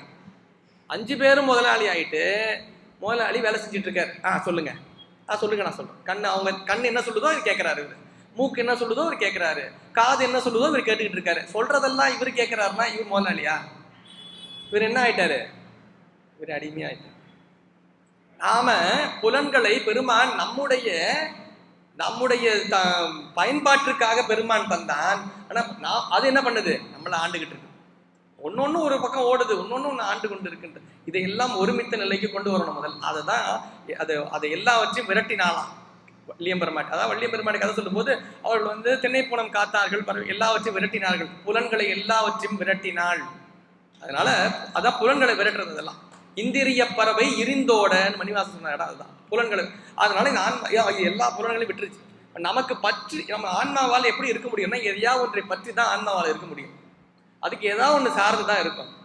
ஒரு காலத்தில் உடம்பை சார்ந்து இருக்கும், கொஞ்சம் நாளைக்கு அப்புறம் பார்த்தீங்கன்னா தந்தையை சார்ந்து இருக்கும், சில காலத்திற்கு பிறகு பெண்ணாக இருந்தால் கணவனை சார்ந்து இருப்பார்கள், பிறகு மகனை சார்ந்து இருப்பார்கள், பிறகு பேரனை சார்ந்து இருப்பார்கள். யாராவது ஒருத்தரை சார்ந்து தான் இருக்கணும் இந்த ஆன்மா. தனியாலாம் இருக்க முடியாது. அது தனியாக நீங்கள் எப்படிங்க இருக்கீங்க, நான் தனியாக தாங்க இருக்கேன். தனியாலாம் யாராலும் இருக்கவே முடியாது இந்த உலகத்தில். யாராவது இப்படி சொல்கிறாங்கன்னா நம்பாது. தனியாக யாராலும் இருக்கவே முடியாது. ஆளுங்க வேணா இருக்க மாட்டாங்க, உடம்போட தான் இருப்பான். உடம்பு இருக்காங்க இருக்கு, அப்ப எப்படி தனியா இருக்கேன்னு சொல்லுவீங்க? உடம்போட இருக்கேன், தனியா இருக்க முடியாது. அது எந்தாவது ஒன்றை சார்ந்து மட்டுமே ஆன்மாவால் இருக்க முடியும். சார்ந்ததன் வண்ணமாம் தன்மை கொண்டது ஆன்மான்னு சித்தாந்தம் சொல்றது. அதுதான், ஏதாவது ஒன்று சார்ந்திருக்கும். நீங்க கோயிலுக்கு போனீங்கன்னு வச்சுங்க, திருப்புகழ் முற்றுவதல், திருவாசகம் முற்றுவதல், திருமுறை முற்றுவதல், அங்க வந்து உட்கார்ந்தா காலைல 9 மணிலேருந்து மத்தியானம் 12, 1, 2, 3, 4 வரைக்கும் பார்த்தீங்கன்னா அப்படியே ஆனந்தமய கோஷத்தை, அப்படியே ஆனந்தமயத்தில் இருக்கும். அப்படியே அருணைநாத பெருமானே பார்த்தா பயந்துருவார், எப்படி இப்படி இருக்கான், அந்த அளவுக்கு அதுலேயே நாட்டமாக இருக்கும். அப்படியே கிளம்பி வெளியில் போனால் முடிஞ்சு போச்சு, அவ்வளோதான். அப்புறம் 8 மணிக்கு சீரியல் போட்டுருவான்னு நினைக்கிறேன், நம்ம அதுக்குள்ளேயும் வீட்டுக்கு போயிடணும். நம்ம போச்சா, அவ்வளவு நேரம் கட்டி போட்டு வச்சதுக்கு கிளம்புனோன்னு என்ன ஆயிடுச்சு, உடனே ஓடிடும். அப்படிதான் இது. நாம தான் எப்படியாவது அதை பண்ணி இதை பண்ணி எதையாவது செஞ்சு ரெடி பண்ணி வச்சிருப்போம். ஆனால் அது பக்கமாக போயிட்டே இருக்கும். அதை கட்டுப்படுத்துறதுக்கு தான் நமக்கு அருளாளர்கள் நூல் இங்கே சொல்றாரு. இந்திரிய பறவை அந்த இதெல்லாம் ஒன்றை சார்புதான் ஏதாவது இருந்துகிட்டு இருக்கோம். இந்த சார்பு எல்லாம் இல்லைன்ற நிலைக்கு வந்துருச்சுன்னு வச்சுக்கலாம், பாவம் தனியாக இருக்கும். எதை சார்ந்து இருக்கும், எனக்கு இந்த பொருள் எல்லாம் எனக்கு சதம் அல்லன்னு நினைக்கும் பொழுது அதை ஆட்கொள்ளும் பொருட்டு இறைவன் வருவான், அது மேல காதல் கொள்வான். இதுக்கு பாவம் எதுவுமே இல்லாம இருக்கு, நாம போவோம். அது எதுவுமே இல்லாம நாம போவோம்ட்டு சாமி வருவாராம். இப்ப பாருங்க, பணியாயன வள்ளி பதம் பணியும் தனியா அதிமோக தயாபரணே. பதம் பணியும் தனியா, அது தனியா இருக்குன்றதுனால அது பதம் பணி. பதம்னா நீங்க நினைச்சிருப்பீங்க, கால் நினைச்சிருப்பீங்க, காலை தொட்டு கும்பரா இருக்கும். பதம் என்கிற சொல்லுக்கு இன்னொரு பொருள் உண்டு. பதம்னா என்ன தெரியுமா, இந்த சாப்பாடு படிச்சிட்டிங்களாங்க? படிச்சாச்சு. எப்படி பார்த்தீங்க? பதமா இருக்கான்னு பார்த்தேன். அது பதமா, பதம்னா என்ன? பக்குவம். பதம் பணியும் தனியான ஆன்மாவுடைய பக்குவத்திற்கு ஏற்ப அதை பெருமான் ஆட்கொள்வானா. வள்ளி பதம் பணியும் தனியா அதி மோக தயாபரனே. எல்லாத்தையும் விட்டு இருக்கேன், அது மேல பெருமான் ஆட்கொள்வானா. அவனே வந்து ஆட்கொள்வான். அதுதான் முருகப்பெருமானே வந்து வள்ளியை ஆட்கொண்டது அப்படித்தான். அதற்கு பேர் களவு. அதுக்கு பேர் என்ன? களவு. ஆன்மாவுக்கு 2 நிலை இருக்கும். முதல்ல களவு நிலை, அப்புறம் கற்பு நிலை. களவு நிலைன்னா அது ஆட்கொள்வது, ஆட்கொண்ட பிறகு அதற்கு இன்பத்தை தந்து நிற்பான், அது கற்பு நிலை. நம்ம இலக்கியமே அப்படிதான். முதல்ல களவு, தலைவன் தலைவி சந்திக்கிறார், தனியை சந்திப்பார்கள், அது களவு. பிறகு அது கற்பாக மாறும். களவுன்னா என்ன? கொஞ்சம் காலம் தலைவனும் தலைவனும் சந்திப்பாங்க. எப்படி சந்திப்பாங்க? யாருக்கு தெரியாம நம்ம அங்க வந்து பார்ப்போம். சங்க இலக்கியம் அப்படிதான், நமக்கு அகரானூர்லாம் அப்படிதான். தலைவன் தலைவன் சந்திப்பாங்க. அது களவு நிலை. அது என்ன ஆகணும்? நாளாக நாளாக நாளாக அது வீட்டிற்கு தெரிய தருவோம். அவங்க 2 பேரும் பேசுவாங்க. அப்புறம் வீட்டில் முடிச்சு அது கற்பு, அவங்க திருமணம் பண்ணி வச்சிருவாங்க. இந்த களவு நிலை கற்பு நிலை என்பது இப்படிதான் இலக்கியம் நமக்கு சொல்லிச்சு. இதைத்தான் நமக்கு பழமொழியா சொன்னாங்க. நம்மளால இது தப்பா புரிஞ்சுக்கிட்டான். இந்த களவும் கற்றுமறன்னு சொன்னாங்க பார்த்தீங்களா? இதுதான் அது. களவு என்பது நம்முடைய முதல் நிலைக்கு தேவைப்படும். அதற்கு பிறகு என்ன ஆயிடணும்? அது கற்பு நிலைக்கு போயிடணும். அவர் திருமணத்துக்கு முன்னாடி, திருமணம் ஆகலை வச்சுங்களேன், 2 பேர் சந்திக்கிறாங்க. ஒரு உதாரணமாக வச்சுருக்கோம். இதெல்லாம் நீங்களாம் பெரியவங்க தானே, உங்களுக்குலாம் தெரிஞ்சிருக்கும். நிறைய படம்லாம் பார்ப்போம், நிறைய எல்லாம் பார்க்குறோம்ல. 2 பேரும் சந்திக்கிறாங்க. வீட்டுக்கு அங்கே பார்க்கலாம், சரியா? இவர் அங்கே வந்து பார்ப்பேன், இவங்க வந்து பார்ப்பாங்க. 2 பேர் பார்த்துட்டு போகிறாங்க. இப்படி தான் பார்த்து சரி. அப்புறம் ஒரு காலம் வந்துச்சு, பெரியவங்கலாம் பார்த்து திருமணம் பண்ணி வச்சுட்டாங்க. திருமணம் பண்ணி வச்சப்புறம் அப்புறம் நீங்கள் வந்து யாருக்கு திருமணம் பார்த்து யாரும் சொல்லுவாங்களா? வீட்டில் போய் பார்த்து போய் இதுக்கு தனியாக போய் தெரியும். அவங்களுக்கு தெரிய வேணாண்ணா, இவங்களுக்கு தெரிய வேணாண்ணா, தனியாக பார்ப்பாங்க. யாரை பார்ப்பாங்களா? களவு அதுக்கப்புறம் இருக்கக்கூடாது. களவு என்னவாயிரணும்? அது தெரிஞ்சுக்கிட்டோம்னா பக்குவம் பெற்ற பிறகு நம்ம வீட்டுல பார்த்துக்க போறோம், நம்மளை யாரு கேட்க போறது? அது கற்பு நிலைக்கு களவு தேவைப்படாது இல்லையா? அதைத்தான் களவும் கற்றுமறன்னு சொன்னாங்க. நம்ம என்ன பண்ண, திருட்டு வேலை செய்யறதுக்கு எல்லாத்துக்கும் தப்பா வேலை செய்யறதுன்னா அது செய்யக்கூடாதுங்கண்ண. அப்படிலாம் இல்லைங்க, உங்களுக்கு தெரியாதுங்க விவரம். களவும் கற்றுமற. அட பாவி, அந்த பழமொழி அதுக்கு இல்லை, அந்த பழமொழி வேற விஷயம். இவன் எப்படி பயன்படுத்திக்கிட்டாங்க? இவன் செய்யற தப்ப சரி பண்றதுக்காக பழமொழி ஒண்ணு இருக்குன்னு சொல்லிக்கிட்டான். அதுக்கு சொல்லல. களவும் கற்றுமல்ல, முதல் நிலையிலே ஆன்மாவை ஆட்கொள்ளுவான். ஆட்கொள்ளும் பொழுது யாருக்கும் தெரியாம வருவார். ஆட்கொண்டு இன்பத்தை தரும் பொழுது எல்லோருக்கும் தெரியும், எல்லோருக்கும் தந்து நிற்பார். அதுதான் கற்பு நிலை. களவு நிலையும் கற்பு நிலையும் இப்படித்தான். இது ஆன்ம பக்குவத்திற்கு, அதான் பதம் பணியும் தனியா அதிமோக தயாபரனேன்றது பாட்டு. அதுதான் நாம் என்ன நினைச்சது, வள்ளியை தான் பேசுறாரு போல இருக்கு. வள்ளியம் பெருமாடி திருவடி அப்படி பொருள் கொள்ளக்கூடாது. வள்ளி என்பது ஆன்மா. ஆன்மா என்பது அந்த குண்டலினி என்று சொல்லப்படக்கூடிய அந்த உயிர்ப்பு சக்தி வந்து கொஞ்சம் கொஞ்சமா ஒவ்வொரு நிலையில மேலே ஈடேறி மேலே வரும். அது வரும்பொழுது தனியா இருக்கும். அதுக்கு அதை பெருமான் ஆட்கொள்ளுவான். இது யாருக்குமே தெரியாது, யோகத்திலே யாருக்குமே தெரியாது. இது ஞானமாக மாறும் பொழுதுதான் வெளியே வரும். அப்ப யோகத்துல பெருமானோடு உடனாக இருக்கின்ற பொழுது அந்த ஆன்மா ஈடேற்றம் பெற்று மூலாதாரம், சுவாதிஷ்டானம், மணிபூரகம், அநாகதம், விசுக்தி ஆகிய என்று சொல்லப்படும் ஒவ்வொரு நிலையிலே மேலேறி வரும்பொழுது அதுக்கு உடனாக இருப்பது யாரு? பெருமான் தான். அதை அப்படியே கூட்டிட்டு வருவான். கூட்டிட்டு வந்து மேலே கொண்டு வந்து சேர்ப்பான். அதை கொண்டு வந்து அவன் அது முருகன் தான் செய்வான். வெளியிலே செய்வது வேறு, உள்ளே செய்யணும். வெளியில இருக்கிறது மூர்த்தமா இருக்கும். பெருமான் அதை நமக்கு உள்முகமாக செய்கின்றான். அதை நம்ம உள்ள பார்க்கணும். வெளியில் நடந்துகிட்டு இருக்கு உலகம். அவர் கோயிலுக்கு போறாரு, கோயில் அதை பண்றாரு, செய்யறாரு, அது அப்படியே உள்ள நடக்கும். உடல் என்பது நம்ம உடம்பு தனியாக, அது உடம்புன்றது தனி விஷயம் கிடையாது. இது கோயில் தான். உடம்பு என்பது ஒரு கோவில். கோவில்ல எப்படி எல்லாம் பண்றோமோ அது நம்ம உடம்புக்குள்ள நடந்துட்டு இருக்கும். கோயிலில் ஒரு கொடி ஏற்றுறோம், உள்ளே ஏற்றணும் ஒரு கொடி. அதுதான் நம்முடைய முதுகு தண்டு வடம் தான் கொடி. இதெல்லாமே யோகத்தினுடைய செய்தியாக சொல்லப்படுது. ஒவ்வொரு ஆதார சக்கரங்களில் நின்று ஆன்மா ஒவ்வொரு படிநிலைகளே தன்னை மேலே ஈடேற்றி கொண்டே செல்லும். இதுதான் பாட்டு, இப்படிதான் சொல்லணும் பாட்டுக்கு பொருள். இதை வந்து நம்ம பாட்டுக்கு நேரம் வந்து அவர் வள்ளியம் பெருமாட்டியை பார்த்தார், வள்ளியம் பெருமாட்டிக்கிட்ட போயிட்டு மாணி என்ன பண்ண சொல்லணும். அது கதையா சொன்னாதான் நமக்கு இன்னைக்கு புரியும். இல்லை, நம்ம நிறைய சினிமா பார்க்க ஆரம்பிச்சதுனால, சீரியல் பார்க்க ஆரம்பிச்சதுனால நமக்கு அப்படி சொன்னா தான் புரியும். அந்த காலத்திலேயே அதை புரிய வச்சிருக்காங்க. இவங்களுக்கு கொஞ்சம் நாடகமா சொன்னா தப்பு. நீங்க பாத்தீங்கன்னா நம்முடைய அருணைநாத பெருமான் அவருடைய நூல்கள்ல இந்த 3 நூல்களை சொல்லுவாங்க. கந்தர் அலங்காரம், கந்தர் அனுபூதி, கந்தர் அந்தாதி. இதுல பாத்தீங்கன்னா கந்தர் அந்தாதி இயல் நூலாக சொல்லுவாங்க. கந்தர் அந்தாதி. கந்தர் அலங்காரம் நாடக நூலாக வழங்கும். கந்தர் அனுபூதி இசை நூலாக வழங்கும். கந்தர் அனுபூதி இசை, கந்தர் அந்தாதி இயல், இயல் நூல், கந்தர் அலங்காரம், நாடகம், நாடக நிலையிலே விளங்கும். அது நமக்கு அதுதான் ரொம்ப எளிமையா இருக்கும். இதை பார்த்து பாருங்க, கந்தர் அலங்காரம் செய்திகள்லாம் ரொம்ப நேரடியாக சொல்லுவார். இது வந்து இசை நூல், எது கந்தர் அனுபவ நூல். இது எல்லோருக்கும் இப்போ நீங்கள் போயிட்டு வள்ளியம் பெருமாட்டினா யாருன்னு இப்போ நான் சொன்ன செய்திலாம் வெளியே சொன்னீங்கன்னு வச்சுங்களேன், ரொம்ப கஷ்டமா இருக்கு சார். இது இன்னும் யோகம் அது இதெல்லாம் சொல்றீங்களா சார், எங்களா ஞாபகம் முடியவே இல்லைங்களா? ஏன் எல்லோருக்கும் உரியது அல்ல அது. நிறைய பேர் நினைச்சிட்டு இருக்காங்க யோகம் என்றால் கந்தர் அனுபூதி யோக நூல், யோகத்திற்கு தாண்டிய நூல் கந்தர் அனுபூதி. கந்த அனுபூதி பாடுவதுன்னா பாடுறது யாருன்னா பாடலாம், ஆனால் அது அனுபவ பொருளாக அது உணர்த்துகின்ற உண்மை பொருளை. வள்ளினா இது வரைக்கும் நம்ம என்ன பார்த்துருக்கோம், வள்ளினா முருகப்பெருமானுடைய ஃபர்ஸ்ட் ஒய்ஃபு இல்லையா, தேவையான அடுத்தது, இப்படிதான் நம்ம வச்சிருப்போம். இல்லை, வள்ளி ஆன்மா. ஆன்மா பக்குவத்திற்கேற்ப அது மேலே ஏற்று கொண்டு வர, அதை ஆட்கொள்ளும் பொருட்டு தெரியாம வந்து ஆட்கொள்வார். அதுக்கே தெரியாம. அதுதான் வள்ளல் நம்முடைய ஞானசம்பந்த பெருமான் சொல்ற உள்ளம் கவர் கல்வன்றது. அதுதான் உள்ளம் கவர் கல்வன்றது, அந்த நிலை தான். அந்த ஆன்மா தன்னை இழந்து நிற்கும் பொழுது அதற்கு தெரியாமே வந்து அது கூட்டிட்டு போவார். அதுக்கே தெரியாம அது இன்னும் அது வர்றதுக்கு கூட தேவை இருக்காது. அது எப்படியாவது ஆட்கொண்டு அதை எப்படி தன்னகத்தை கை கொள்வான் பெருமான். ஆட்கொண்ட பிறகு அதற்கு நெறியை உணர்த்தி நிற்பான், அதுக்கு உபதேசத்தை தந்து விளங்குவான். இதுதான் பணியா என வள்ளி பதம் பணியும் தனியா அதிமோக தயாபரணே. இது எப்பொழுது நமக்கு உண்மையில் நிகழப்பெறும் என்றால், நம்முடைய உயிர்ப்பு சக்தியாகிய நம்ம உடலுக்கு உள்ளே இருக்கின்ற உயிர்ப்பு சக்தியை எல்லாவற்றையும் திரட்டி நாம் அதை உள்ளாகவே கொண்டு அவனை வழிபட தொடங்குவோமே ஆனால் நமக்குள் ஒரு ஞானம், ஒரு ஒளி தோன்றி நிற்கும். அது அந்தந்த ஆன்மாவுக்கு தான் தெரியும்.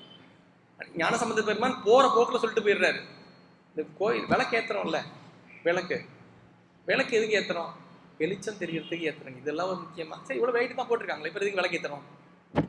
லைட்டு தான் லைட் இல்லாத காலத்துல விளக்கு ஏத்துறீங்க வெளிச்சத்துக்கு. சரி, லைட்டு தான் நிறைய போட்டிருக்கோம், அது எங்க பார்த்தாலும் லைட் எரியுது, அப்புறம் எதுக்கு விளக்கு வேற ஏத்துறோம்?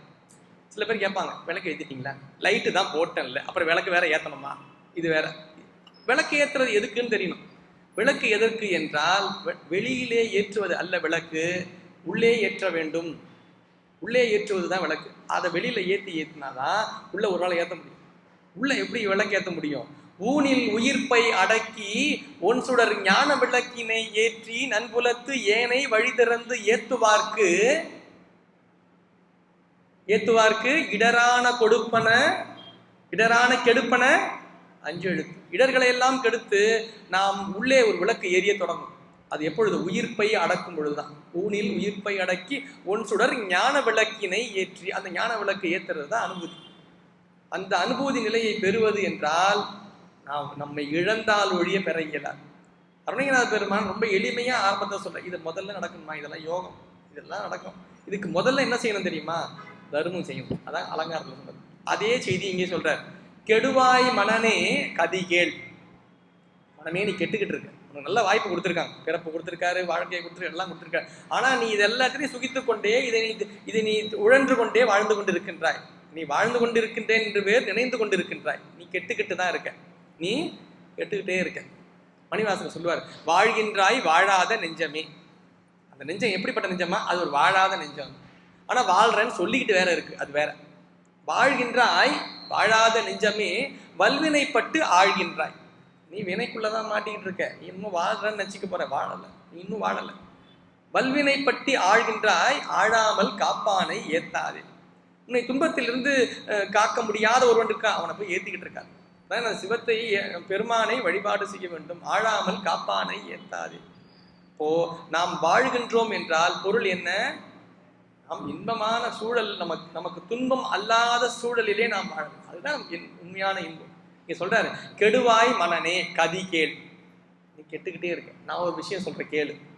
நான் உனக்கு முக்கியமான விஷயம் சொல்றேன், இது எங்கேயும் சொல்ல மாட்டாங்க, நான் சொல்றேன். கதி கேள். கதி என்ன? உனக்கு நிறைவான ஒன்றை நான் சொல்லுகின்றேன், இதுதான் நிறைவு, இதுக்கு மேல கிடையாது. கதி கேள். என்ன தெரியுமா? வடிவேல் இருதாள் நினைவாய். பெருமான் திருவடியை நினைக்கணும், அவ்வளவுதானா? இல்ல, அதுக்கு முன்னாடி இன்னொன்று, கரவாது இடுவாய் வடிவேல் இருதாள் நினைவாய். அவ்வளவுதான்.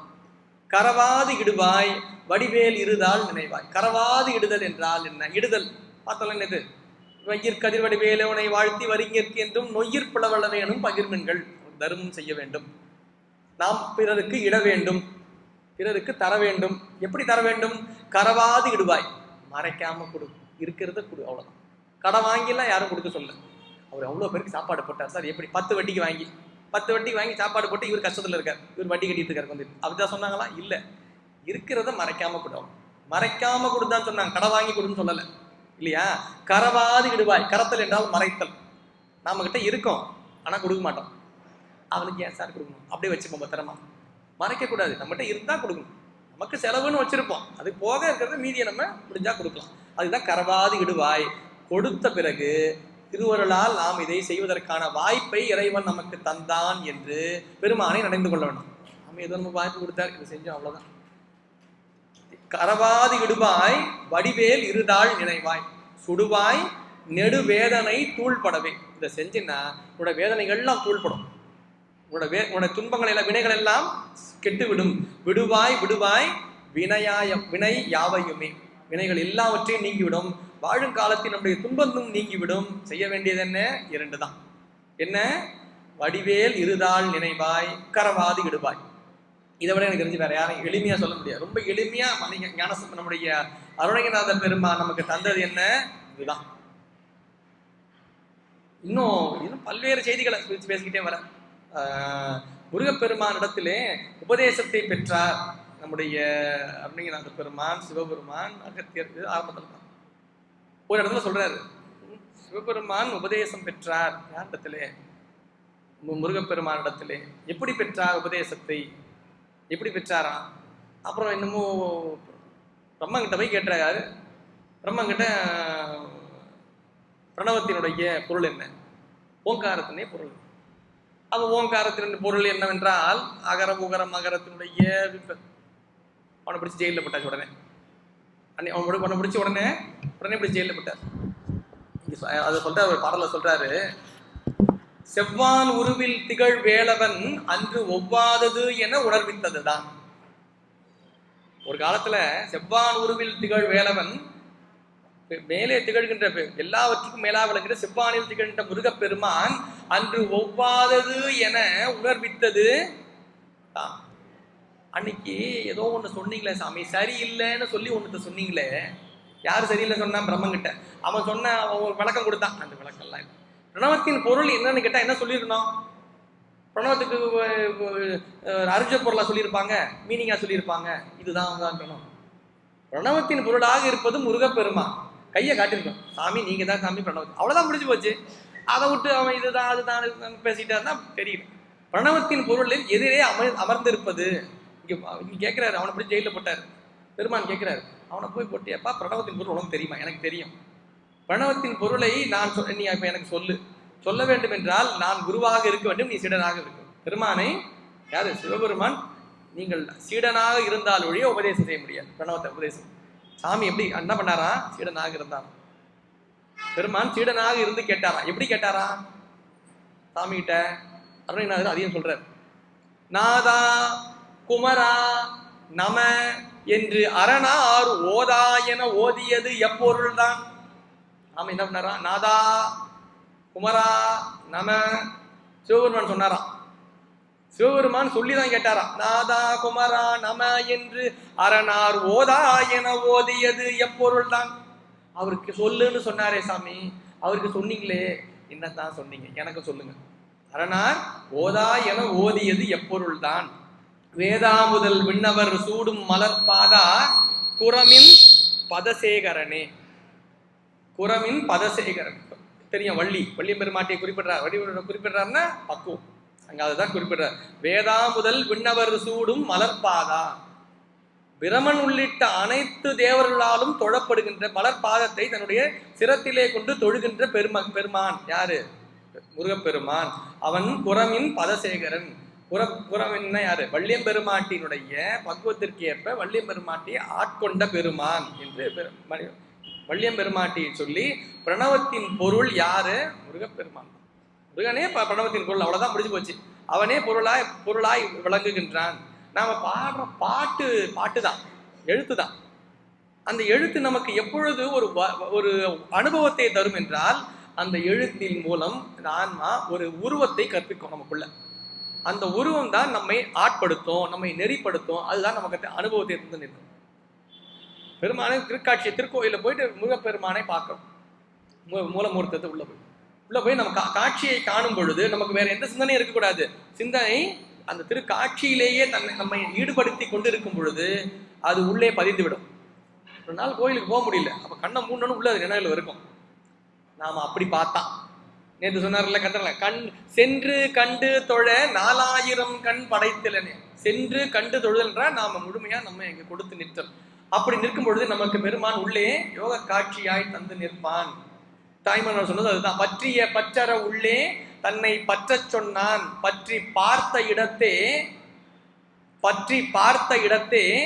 சற்றும் பேசாத காரியம் பேசினான் தோழி. ஆனந்த கலிப்புல தாய்மன்னர் சொல்லுவார், ரொம்ப அருமையான. பற்றிய பற்று அற உள்ளே தன்னை பற்ற சொன்னான். உள்ள பற்று வெளியில உள்ளே பற்ற சொன்னான். பற்றி பார்த்த இடத்தே சற்றும் பேசாத காரியம் பேசினான் தோழி. இல்ல அவன் ஒண்ணு சொன்னா பேசவே இல்லை, ஆனா அதை சொன்னான். இது சார் பேசவே இல்லை எப்படி சார் சொல்லுவாரு? புதுசா இருக்கு. பேசினாதான் சார் சொல்ல முடியும். அவர் பேசினாரு சொன்னாருன்னு சொல்லலாம். அவர் பேசவே இல்லை, ஆனா சொன்னாராமே. சொல்லுவார்ல திருவிளையாடல் புராணத்துல, சொல்லாமற் சொல்லி நினையாமல் நினைந்து பவத்தொடக்கை வெல்வாம். அது எப்படி சொல்லாமல் சொல்லுதல்? அது அவருக்கு மட்டும்தான். அவர் சொன்னாரு, ஆனா நான் அதை உனக்கு சொல்ல முடியாது. அவர் சொன்னதை நான் உனக்கு சொல்ல முடியாது. அதான் சொல்லாமல் சொல்லி. எனக்கு சொன்னாரு, அதை உங்களுக்கு சொல்ல முடியாது. அவ்வாறு அறிவார் அறிகின்றதலால் எவ்வாறு ஒருவருக்கு இசைவிப்பதுவே. இது அனுபூதியில இன்னொரு இடத்துல சொல்லுவார். அவ்வாறு அறிவார் அறிகின்றதனால் எவ்வாறு, அது அனுபவத்தால மட்டும்தான் தெரிஞ்சுக்க முடியுங்க சார். அதை நீங்க சொன்னாலாம் அதுக்கப்புறம் புரியாது. மாம்பழம் எப்படி இருக்கும்னா, மாம்பழம் மஞ்சளா இருக்கும். நான் இந்த அடிக்கடி மாம்பழம் மஞ்சளா இருக்கும், மாம்பழம் வட்டமா இருக்கும், மாம்பழம் உருண்டையா இருக்கும், மாம்பழம் கொஞ்சம் ஈரமா இருக்கும், இதெல்லாம் இருக்கும். மாம்பழம் எப்படி இருக்கும்னு கேட்டா இவ்வளவு சொல்றதுல என்ன எடுப்பது? மாம்பழத்தை பற்றிய முழு அறிவையும் நாம் பெற்றுவிட்டேன். மாம்பழத்தை பற்றிய முழு அனுபவம் நமக்கு கிடைத்து விட்டதா? மாம்பழத்தை எடுத்து சாப்பிட்டா முடிஞ்சு போச்சு. இவ்வளவுத்தையும் தேவையே இல்லை, இவ்வளவு விவரம் தேவையே இல்லை. மாம்பழத்தை கட் பண்ணி சாப்பிட்டா முடிஞ்சு போச்சு. நாம் இதுவரையில் இறைவனை பற்றிய செய்திகளை கேட்டுக்கொண்டிருக்கின்றோம், பேசிக்கொண்டிருக்கின்றோம், பார்த்து கொண்டிருக்கின்றோம். அனுபவத்தில் கொள்வதற்கு நமக்கு நேரம் இல்லை. நாம் நாளை சிந்திக்கலாம், இல்லை அடுத்த வாரம் பார்க்கலாம், இல்லை அதற்குரிய ஒரு வயது வந்து விட்ட பிறகு பார்த்து கொள்ளலாம் என்று நாம் என்ன பண்ணிடுறோம்? அதை அனுபவத்தில் பெறுவதற்கு தடையாக நாமே இருக்கின்றோம். நாம தான் தடை. நம்ம என்ன நினைச்சிட்டு இருக்கோம்? அவங்க நான் வந்திருப்பேங்க ஐயா, இது இப்படி இருக்கா, வீட்டுல இப்படி இருக்கா, அதெல்லாம் வர முடியல. அவங்க அப்படி இருக்காங்களா, வர முடியல. இவங்க இப்படி இருக்காங்களா, வர முடியலன்னு நம்ம யார வள்ளலார் சொல்றாரு, தாய் தடை என்றேன், பின் தாரம் தடை என்றேன், சேய் தடை என்றேன். இதெல்லாம் தடை இல்லை, இதெல்லாம் தடை இல்லை, எல்லாத்துக்கும் தடை நான் தான். முதல்ல நான் தான் தடையா இருந்திருக்கேன். நாம என்ன நினைச்சிட்டு இருக்கோம்? அது அவங்களாலதான் சர வர முடியல, இவங்களாலதான் சர வர முடியல. அவங்க நமக்கு தடை வேற யாரும் இல்லை, நாமே இவர்களெல்லாம் தடை என்று நினைந்து கொண்டிருக்கின்றோம். தடை இதல்ல, நமக்குள்ள தடை நாம தான். அதெல்லாம் சொல்ற போல உள்ளே பேசாத காரியம்ன்றதுதான். உள்ள அவன் பேசுவான், அவன் பேசிக்கிட்டு இருக்கான், சொல்லிக்கிட்டு தான் இருக்கான். நமக்கு வெளியில கேட்டுக்கிட்டு இருக்கிறதுனால உள்ள கேட்கறது நின்றுச்சு. உள்ள கேட்கறது நமக்கு கேட்கல. அதுதான் சொல்றாரு, உள்ளே தன்னை பற்ற சொன்னான். அதுதான் சாமி சொன்னது. நாம் அவனை உள்ளே பற்றுதல் தான் உபதேச மொழி. இது பேசாத நிலையில் தான் வரும். இன்னொன்று பற்று அல்லாத நிலையில் தான் வரும். தூசா மணியும் துயிலும் புனைவாள் நேசா முருகா நினது அன்பு அருளால் ஆசா நிகழும் துகளாயின பின் பேசா அனுபூதி பிறந்ததுவே. அனுபூதியில ஒரு அருமையான பாடம். அனுபூதி எப்போ பிறக்கும்? பேசா நிலை. பேச்சு இருக்காது. அப்போ நீங்கள் அனுபவத்தை பெறும்போது, இப்போ மாம்பழத்தை பத்தி இவ்வளவு விஷயம் தெரிஞ்சு போச்சு, இவ்வளோ படிச்சிங்களே, சாப்பிடும்போது அது என்ன சொன்ன மாதிரிலாம் இருந்ததுன்னா பார்ப்போம். கட் பண்ணி வச்சுமா பக்கத்தில் இருக்கிறவங்க கிடையாது, மொத்தத்தையும் சாப்பிட்டு முடிச்சாச்சு. இந்த மாம்பழம் அது முடிஞ்சிருச்சுங்க, நீங்க வந்து லேட்டு, நாங்கள் சாப்பிட்டு முடிச்சிட்டோம். அப்போ அனுபவத்தை பெறும் பொழுது நமக்கு என்ன ஆகுது? படித்தது தெரியாது, பார்த்தது தெரியாது, கேட்டது தெரியாது, அறிவு எதுவுமே வேலை செய்யாது. அனுபவத்தை ஆன்மா பெற்று நிற்கும் பொழுது எதுவுமே அதுக்கு தேவைப்பட்டு நிற்காது. இங்க அதை தான் சொல்றாரு சாமி. இங்கே முதல்ல நமக்கு நீங்க வேண்டியது என்னவா? தூசா மணியும் துகிலும் புனைவாள் நேசா முருகா நினது அன்பு அருளால். பெருமானுடைய அருளால் மட்டுமே நமக்கு இந்த பற்றுகள் நீங்குகின்ற நிலையை நாம் பெறுவோம். இறைவனுக்கும் நமக்கும் உள்ள தூரம் எவ்வளவு தெரியுமா? சாமிக்கு நமக்கு இருக்கிற தூரம் எவ்வளவு தெரியுமா? முதல்ல அதை சொல்லுங்க சார். நான் கூட யூடியூப்ல செக் பண்ணலாம் தான் பார்த்தேன், கூகுளில் போட்டு பார்க்கலாமா பார்த்தேன். நம்ம உடனே கூகுளில் போட்டு பார்த்துருவோம். நமக்கும் இறைவனுக்கும் எவ்வளவு தூரம், நமக்கு இறைவனுக்கு எவ்வளவு தூரம் இருக்கு தெரியுமா? ஒவ்வொருத்தரும் தெரிஞ்சுக்கணும் எவ்வளவு இருக்குன்னு. தெரிஞ்சுக்கிட்டா முதல்ல அதை பார்ப்போம் சார். எதெல்லாம் எவ்வளவு கிட்ட போக முடியுமோ, வண்டி கிண்டி புக் பண்ணிட்டு போவோமா, ராபிடோவில் போய் சீக்கிரம் கிட்ட போவோமா, இல்லைன்னா ஓலால போகலாமா, இல்லை நடந்தே போயிடலாமா? எவ்வளோ தூரம் இருக்கு நமக்கு சாமிக்கும், எவ்வளோ தூரம் இருக்கு தெரியுமா? நமக்கு ஆசை இருக்குல்ல, நமக்கு ஒரு விருப்பம் இருக்குல்ல, விருப்பம் எவ்வளோ இருக்கு? அது எவ்வளோ இருக்குன்னாங்க ஐயா, ஒரு விருப்பம் தாங்க ஐயா, அதுல இருந்து ஒரு விருப்பங்க ஐயா, அதுல இருந்து ஒரு விருப்பங்க ஐயா, அதுல இருந்து ஒரு விருப்பம். இப்ப எவ்வளவு விருப்பம் இருக்கு? விருப்பம் அப்படியே போயிட்டே இருக்கு. விருப்பத்தினுடைய அந்த முனையிலே பெருமான் இருக்கின்றான், விருப்பத்தினுடைய இந்த முனையிலே நாம் இருக்கின்றோம், அவ்வளவுதான். அந்த விருப்பம் எப்படி சொன்னாரு? விருப்பம்ன்றது என்ன? அவர் சங்கிலிய எப்படியாவது ஒரு திருமணம் ஆகணும், ஒரு வேலைக்கு போகணும் தாங்க ஐயா ஆசை. வேலைக்கு போன, வேலைக்கு போன திருமணம்னு ஒண்ணு, சரி திருமணம், சரி திருமணம் முடிஞ்ச பிறகு பிள்ளை பேர், சரி பிள்ளை பேர், சரி பிள்ளை பேருன்னு வந்து அந்த பிள்ளையை படிக்க வைக்கிறது, அதை படிக்க அப்படி இப்படி என்ன ஆச்சு? ஒன்று ஒரு வீடு பத்தாதுங்க, இன்னொரு வீடு, ஒரு வாகனம் பத்தாதுங்க ஐயா, இன்னொரு வாகனம் நிற்கிறதுக்கு இடம் பத்தாதுங்க ஐயா, இன்னொரு வீடு. என்ன ஆச்சு? விருப்பு ஆசை என்ன பண்ணுச்சு? ஒன்று ஒவ்வொரு ஆசைக்குள்ள கோத்துட்டு எப்படி ஆயிடுச்சா? சங்கிலி மாதிரி ஆயிடுச்சு. இங்க சொல்றாரு அருணகிரிநாத பெருமான் சொல்றாரு, ஆசா நிகழம் துகளாயின பின். ஆசா நிகழம்னா சங்கிலின்னு அர்த்தம், நிகழம்னா சங்கிலி. ஆசை என்கின்ற சங்கிலி என்று துகளாகின்றதோ, நல்லா பார்க்கணும். துகள்னா என்ன அர்த்தம்? தூள் ஆயிடுறது. தூள் ஆயிடுச்சு, திருப்பி ஒட்ட முடியாதுன்னு அர்த்தம். ஆசை அப்படி உடையணும். நம்ம உடைச்சு பார்ப்போம், நீங்க திருப்பி வரது சேர்ந்துடாது. நீங்க தூளா உடைச்சாதான் திருப்பி சேராது. அதாவது துகளாயின பின்னர் ஆசா நிகழும் துகளாயின பின் பேசா அனுபூதி பிறந்ததுவே. அனுபூதி அப்பதான் பிறக்கும். ஒரே நாள்ல நீங்க அவர் அனுபூதியை பத்தி பேசினாரு சார், ஒரு மணி நேரம் உட்காந்து கேட்டோம் சார், அனுபூதி வந்துருச்சுன்னா சொன்னா யாரும் நம்பாதீங்க. அப்படிலாம் நடக்கவே நடக்காது. யாரு பேசுறத கேட்கறதுனால அனுபூதி வராது. அனுபூதி நாம் அனுபவத்தில் பெறக்கூடியது. நான் வந்து நம்ம அறிவுல ஏத்துக்கிட்டாதான், இல்லைன்னா அது ஒரு அறிவா மட்டும்தான் இருக்கும்.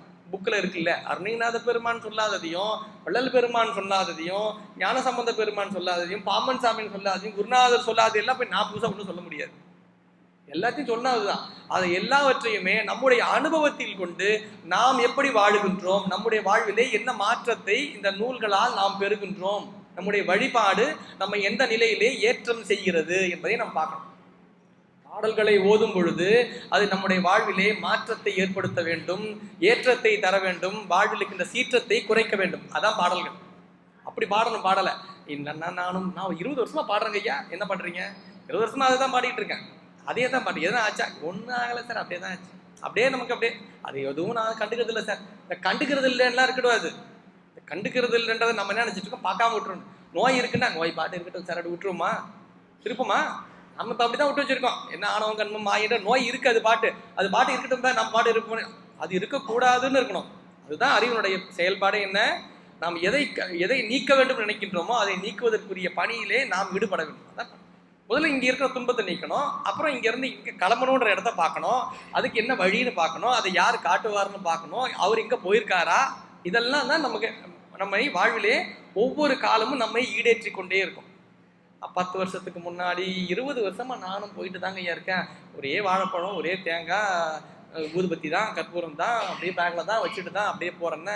அன்னிலேருந்து இன்னைக்கு வரைக்கும் அப்படியே தாங்க ஐயா, கொஞ்சம் கூட மாறுறது. வேலை தான் ஏறிடுச்சு, எல்லா வேலையும் ஏறி போச்சு. அது மட்டுமா சாமி கேட்கிறாரு? இல்லை, அதெல்லாம் கொடுக்கணும் தான் சாமி. நம்ம கிட்ட இருக்கிற பொருள் எல்லாம் பெருமானுக்கு தந்து திருக்கோவிலுக்கோ வழிபாட்டுக்கோ தரணும் தான், அதுல எந்த மாற்று கருத்து இல்லை. அது எல்லாவற்றையும் தாண்டி நம்மை அவனிடத்திலே இழந்து நிற்க வேண்டும். நாம் அதைத்தான் பாடல் நமக்கு தான். நம்மை நாம் இழந்து நிற்கின்றோமா? எல்லாத்தையும் கொடுப்போம் சார், எனக்கு டைம் இல்லை சார். முதல்ல கிளம்பி வர்றதுக்கு வந்து கோவில் வந்து எல்லாத்தையும் உள்ள நமக்காக சிவாச்சாரியார் இருப்பார். சிவாச்சாரிட்ட கொடுத்துறது, ஐயா நீங்க அர்ச்சனை பண்ணி முடிச்சிருங்க, அதுக்குள்ள ரவுண்டு போயிட்டு வந்துடுறேன். அது ரவுண்டு போயிட்டு வந்துடுறது. போயிட்டு நமக்கு முடிச்சுட்டு அடுத்த பஸ் வந்துடல, கிளம்பிடணும்ல நம்ம. அது வழிபாடா? அவர் நமக்காகத்தான் பூஜை பண்றார். நாம பூஜை ஒழுங்கா பண்ண தெரியாது நம்மன்றதுனால நம்மை நெறிப்படுத்தும் பொருட்டு சிவாச்சாரிய பெருமக்கள் திருக்கோயிலே நமக்காக அவர்கள் முன் நின்று வழிபாடு செய்கின்றார்கள் நமக்கு. அப்ப நாம் என்ன பண்ணணும்? நமக்காக தான் பண்றார், நம்ம அங்கேயே தான் நிற்கணும். அவர் பூஜை பண்ணும்போது அவர் எந்த நிலையோடு பூஜை செய்கிறாரோ நாம அந்த நிலையோடு ஒன்றி நின்று அந்த வழிபாட்டை நாம் ஏற்றி போற்றணும். அதான பூஜை, அப்படித்தானே வழிபாடு. அப்படி வழிபாடு செய்யும் பொழுதுதான் நாம் கொண்டு பெருமானுக்கு தருகின்ற பொருளுடைய அனுபவம் என்னன்னு நம்ம புரிஞ்சுக்கணும். ஏன்னா நான் தான் சார் அந்த கோயிலுக்கு அதை செஞ்சேன் தெரியுமா உங்களுக்கு? பாத்தீங்களா நீங்க அங்க லைட்டு போட்டிருக்கா பாத்தீங்களா? நம்ம தான் போட்டது. அங்க பாத்தீங்களா அது போட்டிருக்காங்க, நம்ம தான் பண்ணது. இது நம்ம தான் பண்ணது தான் இருக்கும். இந்த கோயில்ல விளக்கு இல்லைங்க ஐயா, கொஞ்சம் லைட்டு போட்டா நல்லா இருக்கும். ஒருத்தர் சொன்னார், அவர் நான் போட்டுறேங்க ஐயா. போட்டேன் நான் போட்டிருக்கீங்களா விளக்கு? நான் போய் பார்த்தேன், வெளிச்சமே இல்லையே. போட்டேங்க ஐயா, 10 லைட் வாங்கி கொடுத்தேனே, விளக்கு போட்டாங்க போடலையா? போட்டேன்னு தான் சொன்னாங்களே. இல்லை நான் போய் பார்த்தேன், விளக்கு ஒன்றும் அந்த வெளிச்சமா இல்லையே. ஏன்னு பார்த்தா விளக்குல மொத்தத்தையும் அவர் பேர் எழுதி வச்சிருக்கு. டியூப்லைட்ல மொத்தம் இவர் தான் மொத்தத்தையும் டியூப்லைட் அவ்வளோ பேர் எழுதி வச்சு அவர் பேர் எங்கே தெரியும், லைட் எங்கே போடுறது தெரியுது. நாம செஞ்சிட்டோம்னு தெரிஞ்சுக்கிட்டே இருக்க வரைக்கும் செஞ்சதனுடைய செயல்பாடு உண்மை பொருளை அப்படிதான் வழிபாடும். நாம் செய்கிறோம் என்றால் நாம் செய்யும்படி இறைவன் நம்மை பணிக்கின்றான் என்கின்ற உணர்வோடு செய்யும் பொழுது அது நமக்கு உண்மை அனுபவத்தை தந்து நிற்கும். அதுதான் அனுபூதி. அந்த உண்மை அனுபவத்தை பெறுவதற்காகத்தான் நாம் வழிபாட்டை மேற்கொள்கின்றோம். இப்படி 51 பாடல்களை கொண்ட இந்த நூல், 51 பாடலுக்கும் நான் இங்கே அடியன் அந்த வாய்ப்பை இங்கே ஐயா ஈசானசம் சோதி ராமலிங்கம் ஐயா அவர் சைதாப்பேட்டை நடராஜ சபையினுடைய நெறியாளர் தான், அருகுருநாத். அவங்க அது அங்கே தான் என்னை பேச சொன்னாங்க. அப்போ எனக்கு தெரிஞ்சு 2015 நினைக்கிறேன், 15-16 கந்தர் அனுபவி 51 பாடலுக்கும் விளக்கம் கொடுத்துருந்தாங்க. அப்பப்போ ஒரு 1/4 மணி நேரம் 1/2 மணி நேரம் சொல்லுவாங்க, பேசு பாடின்வார். அப்போ பேசுவோம். அப்போ 51 பாடலும் ஒரு காலத்தில் பேசினேன். ஒரு நாள்ல பேசி முடிக்கக்கூடிய விஷயம் அல்ல கந்தர் அனுபூதி. கந்தர் அனுபூதி என்றால் என்ன என்பதை தான் சொல்லியிருக்கேன். ஒரு அவுட்லைன் தான் கொடுத்துருக்கேன் உங்களுக்கு. கந்தர் அனுபூதி மிக ஆழமான நூல், ஒரு அற்புதமான யோக நூல். இதை சிந்திப்பதற்கு காலமோ நமக்கு நேரமோ பத்தாது. இது வரைக்கும் சொன்னது என்னன்னா, கந்தர் அனுபூதி என்கின்ற இந்த நூலை நீங்கள் ஓத தொடங்கும் பொழுது, இல்லை தொடர்ந்து ஓதும் பொழுது என்ன அனுபவத்தை பெற வேண்டும் என்கின்ற அந்த நிலையை மட்டும் தான் சொல்லியிருக்கேன் உங்களுக்கு. அனுபவம் என்பது ஒவ்வொருத்தருக்கும் உரியது. இந்த மாம்பழ கதை தான், மாம்பழமோ வாழைப்பழமோ ஏதோ ஒன்று வச்சுக்கங்களேன், இல்லை சாம்பார் சாதமோ தயிர் சாதமோ, அவங்கவுங்களுக்கு எப்படி சொல்லுவாங்க, அது கொஞ்சம் அவங்க கொஞ்சம் ஒரு மாதிரி இருந்ததுங்கன்னுவாங்க, இவங்க ரொம்ப நல்லா இருந்ததுன்னுவாங்க, ஒருத்தவங்க ஓரளவுக்கு பரவாயில்லங்கன்னுவாங்க. ஒரே பொருள் தான், ஒரே கோயிலில் கொடுத்தது தான், ஒருத்தர் ஒரு மாதிரி இருக்கும். அனுபவம் வேறுபட்டு நிற்கும். நம்முடைய அனுபவம் அப்படித்தான். அவ்வாறு அறிவால் அறிகின்றதலால் எவ்வாறு ஒருவருக்கு இசைவிப்பது என்று நாம் ஒரு சிறு துளியைத்தான் உங்களுக்கு கந்தர் அனுபூதியிலிருந்து உங்களுக்கு தந்திருக்கின்றேன். இது சிற்றறிவுக்கு எட்டிய சில செய்திகள் மட்டுமே என்று சொல்லி, இது மிக பெரும் ஒரு ஞான கடலாய் விளங்குவது நம்முடைய இந்த அனுபூதி. 51 பாடல்களும் மந்திர பாடல்கள். இந்த 51 மந்திர பாடல்களும் நமக்கு மிக அற்புதமான அனுபவத்தை தருவதற்கு காத்து கொண்டிருக்கின்றது. நாம் அதனோடு உடனாகின்றோமா என்பதுதான் கேள்வி. அதை நாம் உடன் ஆக வேண்டும் என்பதற்காகவே நம்முடைய சிவசுப்பிரமணிய சுவாமி திருக்கோயிலே இந்த விடையாற்றி நிகழ்விலே இந்த நூலை இங்கு சிந்திப்பதற்கான குருவருள் நமக்கு வாய்த்துள்ளது.